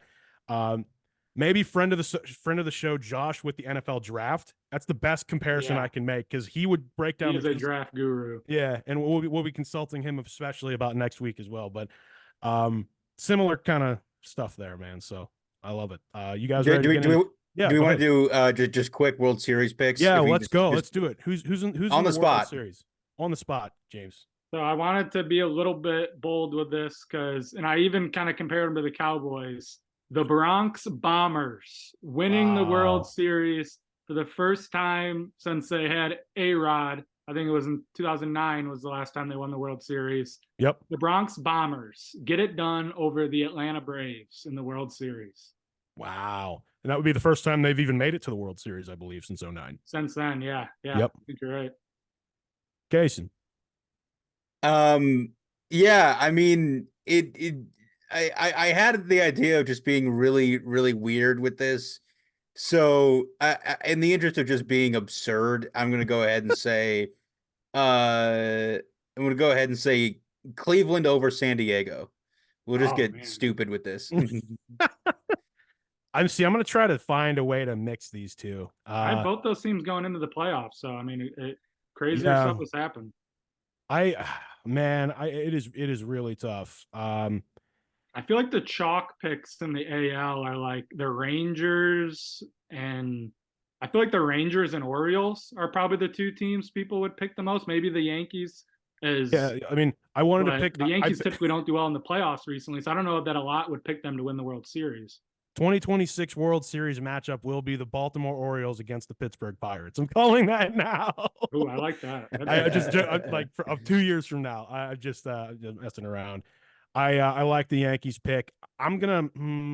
How do I do this? I'm gonna go Yankees. If we revisit this middle of the season, this will change. Yeah, I like Yankees and maybe another run, maybe like Yankees Phillies in a World Series. Ooh, yeah, they're a good. And Yankees win. I like that, mainly just because Phillies just like have a fifth gear when they hit the postseason, and they were so fun this past year, and I think to myself, a year better, that they'll be the Braves' kryptonite again. And maybe this year they make it a step further, but they lose, and that would actually be a rematch and the exact same thing as the 2009 Yeah. World Series. So Rest in peace, Roy Halladay, one of my favorite yeah, pitchers of all time. rest in peace, Roy Played in Halladay. that World Series. Absolutely, in the '08 one as well, Mhm. right? Yep. So yeah, awesome stuff. Is it time for of the weeks, guys? Yeah. 'Cause I got some solid ones. Casen, why don't you start us of the weeks for this All week? right. I think from what you've hinted at, we're gonna share a handful of them. So I'm just gonna go ahead and I'm gonna go ahead and start with a story that I think needs to be discussed at length, and that is relocation of the week, the Arizona Coyotes. I was gonna give that the departure of the week. Yeah. In sort of a stunning, just like news dump on Friday last week. There was a lot of speculation around the Coyotes. They didn't have a stadium. They'd been sharing Arizona State Stadium. Last week, I think it was on Monday, the Coyotes dropped this rendering of this huge $2 billion entertainment district in Phoenix. Or maybe no, maybe it was I don't know, Tucson. I'm not sure where it was, but it was in Arizona somewhere. And then by Friday, it was, oh no, the team's getting sold to Ryan Smith. They're moving to Utah, and that's it. The end of the season is the final team, the final game in Arizona, and then they're going to work on getting the current owner of the Coyotes an expansion franchise to keep in Arizona. Weird stuff. And so that was officially approved today. Oh, and by the way, it was a week before the end of the season. It was Yeah, like, it was a week before the end of the season. It was just absolutely crazy. yeah, And so, as you can imagine, the what Coyote fans there are absolutely furious because I mean there aren't a ton of them, but they are very dedicated and they've been through a lot with this horrific ownership group, and they've had I think a terrible terrible luck with that situation. Did you guys did we all see the footage? We're recording this on Thursday evening. Did we all see the footage from Wednesday night, their final game? Yeah. They beat the Oilers 5-2, and then there's obviously tears everywhere. I thought the broadcaster was incredible. He's like, you don't need me to talk over this, so I'm just gonna let it go. And he doesn't say anything. Game ends, crowd erupts. They're playing I thought this was amazing. They're playing the like howl that they play for like goals and stuff over and over and over again, and the entire organization comes out to the ice. They bring everybody, like the equipment guys, everyone from the office, literally anyone who was there. They said, bring them up the runway, bring them out here, and they all arced and they took a giant picture there.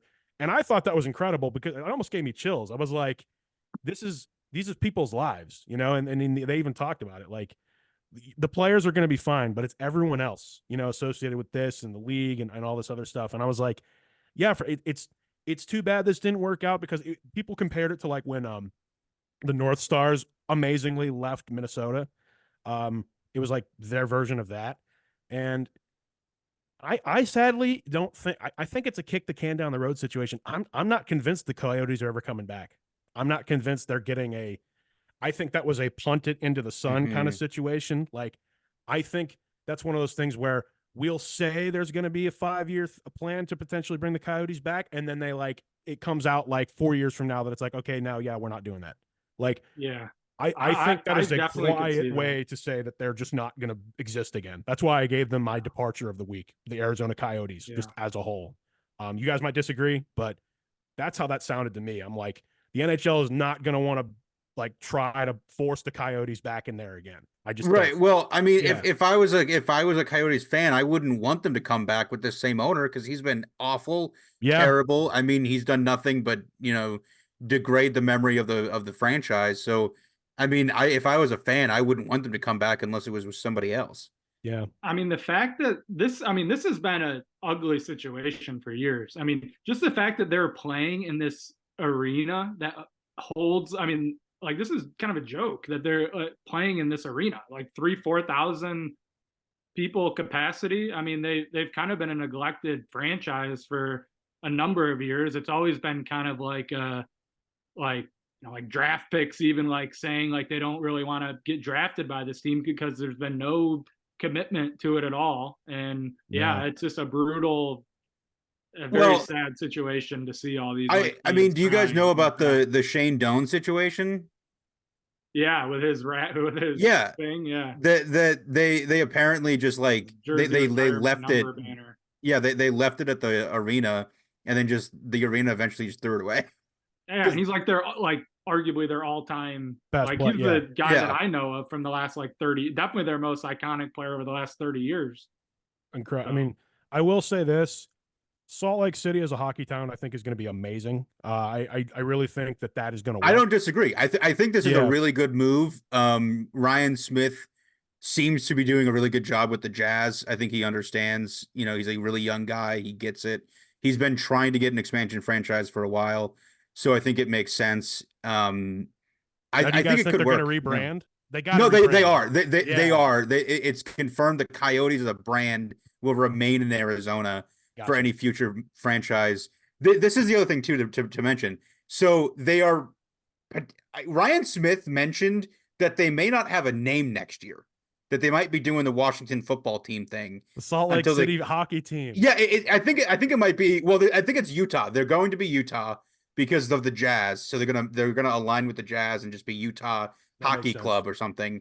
But he said the colors could be out in the next couple weeks as far as what the identity will be. But he said they're not going to they might not have a name for this season. The Utah Yetis, do it. I want that. I want the Utah Yetis. I think it'd be super cool if they had the Jazz color scheme, which is right now is like a bright neon yellow and black. Like I think that'd be really interesting to look at on the ice. Maybe purple. I could see maybe throw in a purple because they're like throwbacks to like the Stockton Malone Jazz or like purple and blue. Yeah, they should do like the 90s looking like a powder blue purple thing for them.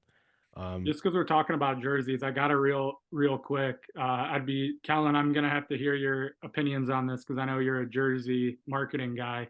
The Lions are literally announcing their new jerseys right now. They were leaked earlier today. Fanatics but the Lions are like literally right now at Ford Field. I just looked on Twitter to see if anything official popped up, but the Lions are going to have new jerseys for next season. They do, and they will have black. Their alternate jerseys will be black instead of gray as well. I know. It looks like I'll be interested to hear your thoughts on that since we were talking about branding and jerseys. Gotcha. I'm not seeing anything from their official account right now. I wish I could give you my take. If you I'll send it to you. I'm sure it'll come out within the next like half hour, an hour. So. Yeah, send it to me. Even if we're still on the show, send it to me so you can hear my my opinion on it. Not to change the subject, but I do want to give another of the week. Yes, my absolute dog of the week goes to Scotty Scheffler for being the first player since Tiger to come into the Masters #1 in the world and then win the thing and almost make it look easy. That was really, really, really awesome. Any thoughts on the Masters? Anything? Yeah, I was talking about that with my brother that like Scotty Scheffler, at least right here, right now, like seemingly is the most dominant golfer since Tiger. Definitely from like I saw it on ESPN. They were showing like the odds of like him to win all these tournaments is like kind of a joke. It's like Tiger, like he's gonna win, and no one else thinks anyone has a shot. And he has been like just it's amazing. He didn't even play. I watched like the whole Masters. He didn't even play good the first 3 days, and he was still leading. And then he like played pretty good the last day, and he kind of was at least the tail end of it. He was comfortably ahead, but he's just on another level. It's crazy. Yep. Another retirement of the week goes to Vern Lundquist. Thanks for 40 years, man. Thanks for 40 years, man. I got another one. Casen, you might have another one though. Or if you have one, James, go for it. Yeah, I got a couple here. Here's one. Losers of the week. John Tortorella and the Philadelphia Flyers. The losers of the week. The NHL wildcard race was absolutely crazy the last month. And for it to end with the Philadelphia Flyers, who will claim that they didn't know that they were eliminated at the time, they were, pulled their goalie in a tie game when they were already 100% eliminated from the playoffs and allowed the Washington Capitals to score an empty net goal which crazily, they were the team that benefited from that and got in, but it simultaneously eliminates the Detroit Red Wings and the Pittsburgh Penguins. And this guy goes up to the podium after the game and is talking about, yeah, we were keeping track on it, but we were told basically after it happened. Meanwhile, the Red Wings also in the same situation where they needed the Flyers to lose. They were monitoring things. They weren't 10 minutes behind. They knew exactly when they were eliminated, because when they scored a shootout goal to win and basically clinch the playoffs, they had already known that they had been eliminated. They didn't even celebrate their win. But the Flyers are out here playing dumb, that they didn't know what was going on. And this empty net thing to decide the wild card was, I will say, it was crazy. It was almost fitting that it ended like that, because it was such a crazy chase. But losers of the week, Flyers, bombed out and ruined everything. Tort, you gotta love Tort, man. Tortorella, of course it was him too, right? Of course it was him. I just never fails to be entertaining. I like that one. I like that one a lot, James. Casen, you got one? Yeah, I think we might share this one. Banishment of the week. That was mine. That was goes the next to former Toronto Raptor Jonte Porter, brother, NBA player. Yeah, Jonte Porter. Brother of Michael Porter Jr. He was under investigation for the last couple of weeks for gambling, being involved in gambling, point shaving, things like that, because there was a bettor who randomly decided to place $80,000 on Jonte Porter under, who is like a G League two-way player. And so it came out that that the bet was frozen and like immediately sent to the authorities. Great job, everybody. Yeah, Bang crazy. up job. Yeah. I will say, his really was like a true like Pete Rope, like worse, honestly, just because he was definitely like, saying he was injured and taking himself out of games and stuff like that, like directly compromising the integrity of the games he was playing in. And I think I texted you, Casen, and friend of the show, Matt, when he sent us, because that was the first time I saw that news, when he sent us that, right? And my immediate response was, this is a drop in the ocean to, I think, how bad it might get with the way gambling is just going off now. Like, and that's a good point. I agree. This seems bad.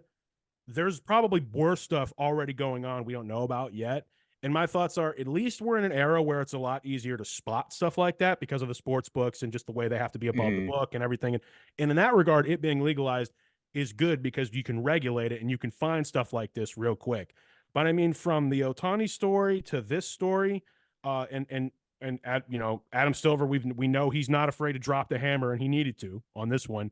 But don't be surprised if like you got to send this message, and I agree with the banishment. I'm with you. Got to send this message of, I don't care if gambling is this way. We cannot let the integrity of our league suffer as a result. Like the results and the outcomes have to matter for the sport and product, quite literally, to exist and survive. So, but I think this is about to become a normal thing where we see gambling related things, and it's like, maybe not like lifetime bans, but like fines. And it's definitely happening a ton. And, if you're really keeping tabs on the NFL, it's more so random guys, but it's like it's happening kind of frequently in the NFL, of these suspensions and stuff. Right. Which the NFL ones, though, I think are more like they're not aware of the rules. Like, we've seen some suspensions of people just placing bets in the parking lot. Yeah, like Jameson Williams, probably the most notably, one of the more notably that's gotten the first round pick of the Lions. He placed a bet in the team hotel, and that was considered like the team facility. It was like on the road at a team hotel, and it was a legal bet and everything. It was like, I think it was like a bet on Alabama or something. Yeah. Yeah. It was like a college bet, I think. Yeah. Yeah, and I'm with you. Like, I think it's one of those things where I think those rule sessions are about to become way more like important at the beginning of the year. Like, okay, here's the list of do's. Here's the list of definitely do nots. Yeah. And I think the leagues are just going to have to be very, very clear of, this is allowed, this isn't. Right. I mean, this isn't like accidentally not understanding the rules. Like, this is probably the worst sports athlete gambling with whatever scandal with specifically involving the game since what Tim Donaghy, like Yeah, Tim Yeah. Donaghy, I probably. mean it's actually like crazy. And like to me the weirdest part is like this dude's like 21 years old or 24 maybe. His brother's an NBA player. His parents, from what I can tell, are fairly well off as well. His Yeah, dad I'm is a pretty sure they went coach. to a private high school. Yeah, like Yeah. they went to private high school. It's like what do you need this money for? And what are you Like, doing gambling on your yeah, son? like what are you doing gambling? Like you're technically in the NBA. Like Yeah, it's like I saw a graphic where it's like career earnings like 5.3 million, like banned for like 18,000. It's like, yeah, what was he doing? what was Crazy. crazy, man. Yeah, and so again, we know it's an addictive thing. We know some people do it for the rush, right? Mhm. It's just something to definitely keep tabs on because it was eye opening for sure. So way to torpedo your career, I guess. Tape Yeah. quarter. I have another of the week, but it's really an of the season. Have to shout out Bowling Green baseball. And Nice. I wanted to I literally had it written here as a note here. Bowling Green baseball is 15-0 in the MAC right now. I put out a graphic that I guess that's the greatest MAC baseball start yeah. Ever. like ever for any Yeah. team in the MAC. No, Yeah. no MAC baseball team has ever been 15-0 before That this is- one. Crazy. That is insane. I didn't like. Yeah. I Yeah. thought like I'm like that's why I was going to ask you on here, James. Former SID of the team. Like, what? Baseball SID myself right now too. If that was like the stat, or if it was like the first time our program had, but 15-0 first. I mean, that's incredible. I Yeah, mean, MAC record. hats off. I wanted to ask you too. I wanted to know what this means to you, James, for Yeah. being so close to the program Yeah. for such a long time. It's For a long great. time. I've worked with their head coach right now, Kyle Halleck, who I still have a great relationship with. I love him. I think he's kind of the mastermind behind all this. When he was hired, he was the youngest coach in Division I. And there's over 300 programs in D1. He was a MAC legend himself, was an All-American at Kent State. He was their Friday starter, got drafted by the Astros and went through all three of their levels. So played at A, AA, and AAA, didn't get to the majors, but then quickly transitioned to a coaching role. And he's just, he's been unbelievable. He came in as a hitting coach, so he was even in the program before. So he was with actually Coach Schmitz for a couple of years. And then promoted as the head coach, and kind of the crazy sequence right when the program got shut down. Yeah. And I mean, it's just crazy. I think it's the best story right now in college athletics, truly, because like a lot of these guys on this team either were on the team when the program got canceled or were committed to the team when the program got canceled and still wanted to be a part of everything in a very uncertain time with the program. So I think that's just a testament to what Coach Halleck has built. And honestly, I don't even know how to put this really into perspective, how good this team is right now. I mean, their offense is like statistically like definitely a top 10 offense in the sport, but there's been a lot of good MAC offenses over the years with Kent State and Ball State where, you kind of can just ride that, but it's amazing. I mean, they score like, mark it down, they're going to score 10 to 15 runs a game. It's just they're averaging something like 11.5 runs a game. Like, yeah, something I wanted to pull this up because the day that my eyes were opened, which the second the MAC schedule started, it was like, oh, that's cool and all that. But then you look down, I'm trying to find it, the Ball State game. Oh yes, the 34-8 game.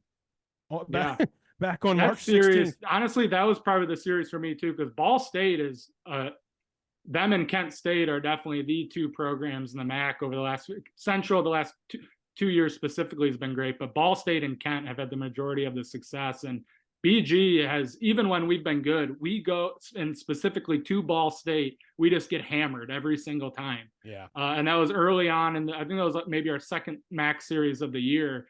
And I mean, we swept them, but we destroyed this team. And it was like, wow, like that was definitely eye-opening. And I think they're like Ball State's like 10-8 in the MAC. So really, if we didn't sweep them, I really think that team would be like 13-5. Like they're very good. So yeah, I mean, still like half of the MAC season to go, but BG baseball has never been, they've never been this good, really. I mean, even the teams that were good under Coach Smith's, like the later years, were like getting into the tournament as like a 7 or 8 seed. Yeah. So they won like 2 MAC championships. This is also crazy. This is the last thing I'll say. The last 2 times they won the MAC championship, the last time they won the MAC championship, their overall record on the MAC was 16-8. And that was good enough to win the regular season, 16-8. And they're 15-0 right now. So it's just like crazy. It is crazy. I remember the Schmitz teams being known for, we were just always incredible in the tournament. Right. Like in the MAC tournament, like, because that's how he coached. And that was always really cool to see. Like, we would just get 99 overall everything once we hit the MAC tournament. Yeah. We'd just be unbeatable. This is unprecedented. I put it like Wrexham levels of incredible. It is. It really is. Which I've crazy. said to which shout out to Wrexham going up a tier again. They're going to be in. They're going to be another league up next year since our last show. They're going to the Premier League eventually. I mean, it would be incredible. I mean, they're going to have the resources. They're going to try to. I've gone on record saying that arguably the best feel good story in all of sports right now. Good story, excuse me, is Wrexham AFC. I need Deadpool. I need Deadpool and Wolverine to make $1 billion this summer so that money can 100% go straight to Wrexham through Ryan Reynolds. I've said that multiple times. That's the best comparison I can make. Like I like the emotions even that I know you've gone through, James, from the day literally that we were talking about it, you and I, that they canceled the program to now. Yeah. There's almost no sport at our alma mater, guys, that I would want to see have this success in this way of dominance than these guys. So yeah, and there's the Oral Hershiser so connected to the program. Oh yeah, to the Oral, point where I'm pretty right. positive we're gonna have Oral Hershiser field. In fact, I think the Toledo Blade even like wrote suggested that in a recent article. But that's sweet. Very cool to see how close he is now with the program. Yep. Yeah, and I just give a shout out to the 2 guys on the team that went to my high school.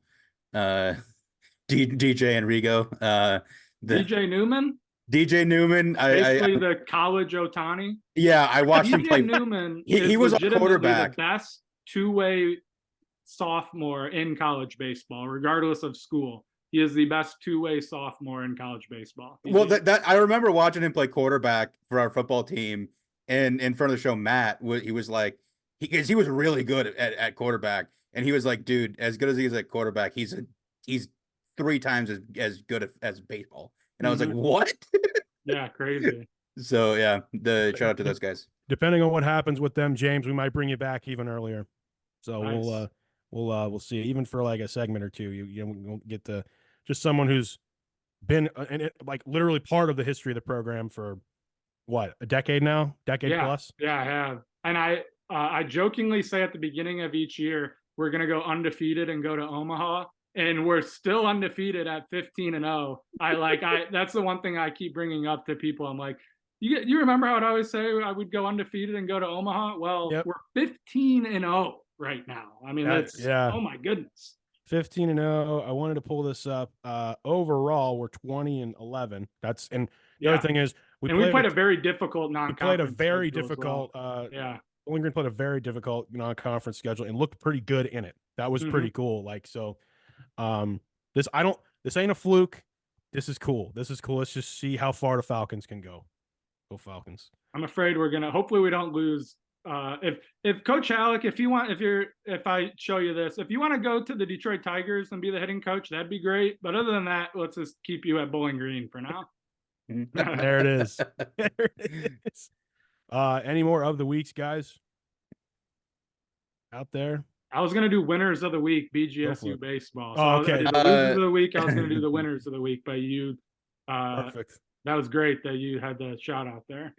I almost led the show off with it, but I figured it'd be better like at the end. I like it. Go ahead, Jake. Go ahead, Casen. I mean, I also had Wrexham we talked about, but I had just a very. I'll try and be quick about this because it's a very funny story. Sure. Nepotism of the week. So it's a big story here in Columbus. So new head coach of the Ohio State men's basketball program, Jake Diebler. He's from Ohio, but he went to Valpo and he was at Valpo for a while. His brother, John Diebler, who is currently the reigning 3-point shooting record holder for the Buckeyes. He's on Great Dad college Matta's. player. Yeah, he's on Dad Matta's staff at Butler. So Jake Diebler tried to hire his brother John to be an assistant coach and be the director of recruiting, and he was apparently denied by the HR department, citing that Ohio has a nepotism law that says that they cannot hire, family members to be directly below them. So that was a pretty frustrating thing because it apparently Jake really wanted him, John wanted to come, but the legally, I guess it wasn't an option. Wow, that's I didn't know that. So which just made people mad because Urban Meyer somehow circumvented it with his son-in-law to be our mediocre quarterback coach. That apparently that's because he didn't report to Urban, he reported it to the offensive coordinator. And so you had things like that. There's like a ton of loopholes. So you just have to find a loophole. It's fine. As a side note, it's comical to see this being in place and enforced for the basketball program when our governor's son is on the Supreme Court. So it's just it's objectively very comical, the nepotism law here. Shout out the state of Ohio. I actually do have one more of the week, and I didn't write it. I forgot to write it down, but I did want to bring it up. Draft of the week goes to the WNBA because I legitimately think that they may have just had their best draft in the history of their league. We'll revisit that in the coming years, but watching that on Monday evening of this week, it was incredible to see just how deep that draft was after just an all-time year for women, just an all-time period of time right now for women's basketball, but also multiple people. I was saying I think 3-4 years from now, when literally all of these players are superstars on their respective teams, and the WNBA is in the best spot it's ever been, they will point to the draft of 2024 of the one that changed it all. One of the several. Really, the last 2 or 3 have been really solid, but yeah, goes to that. I'm legitimately upset that the Detroit doesn't have the Detroit Shock anime and they were good too. They won the championship I think 2 or 3 times. But how long ago? I totally agree. I think the this season of women's college basketball is incredible. And then for so many of the prominent players, including Caitlin Clark, obviously, to go to the draft. And it was I didn't realize how quick it was after the college season. It was a week after the season. I feel the timing of that is really good for them. That they well, because their season starts in June, right? Yeah, I think June or July. Okay. So it has to be quick because they have to go because they literally have to go from March Madness women's national championship game to playing in the WNBA within 3 months. I thought that was actually perfect for them. All the way around perfect for both women's college basketball and the WNBA. I thought, the momentum is just going to roll right into it. Oh, so you're telling me she's Caitlin Clark that is just on Pat McAfee a week after the Final Four, after the draft and everything. I'm it's a lot to have change in your life all in a week and change, but keep the momentum going. I love it. I love it for this. How long ago has Detroit how long has Detroit not had the Shock, James? It's been 10 to 15 years.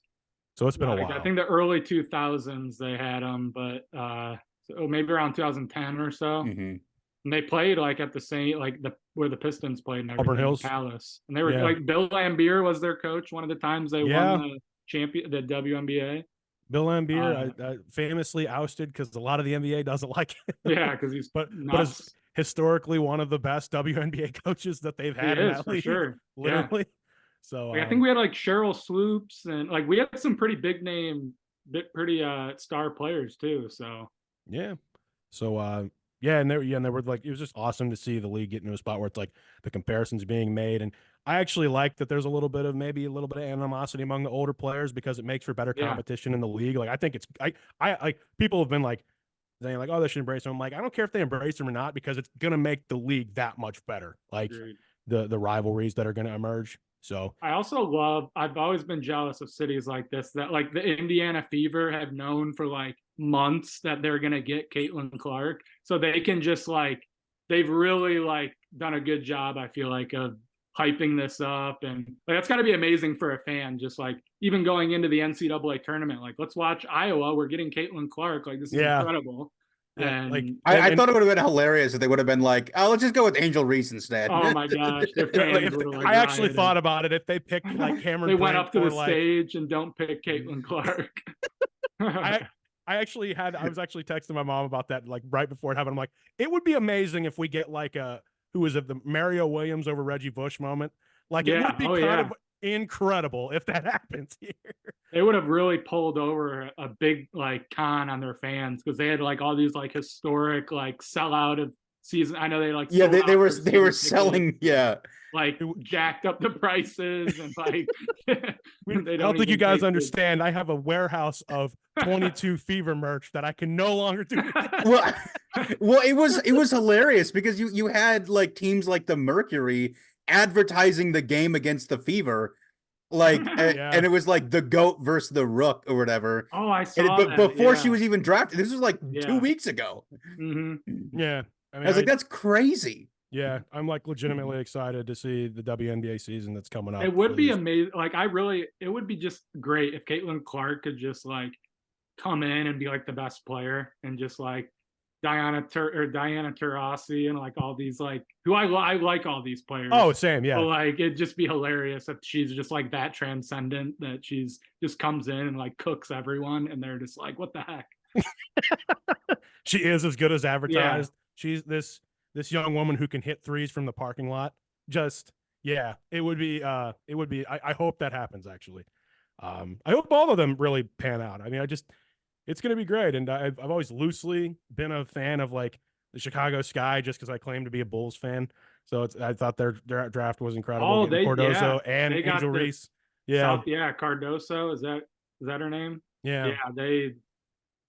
Yeah, that's like really good for them to get two like big names like that in one draft. And not only that, I'll say this last thing and we'll wrap it up here. The WNBA posted like them going at it in like their I think their I don't know if it was an SEC like in the SEC tournament or if it's in the NCAA tournament. I think it was in the SEC. They were both in the SEC. Yeah, they were going at each other and it's like they're now like teammates and I'm like, it is awesome to see a post like this for a women's game. Like I literally like just because I thought to myself like that's incredible because that is absolutely something like the NBA would put out or some other league like once enemies now teammates kind of thing.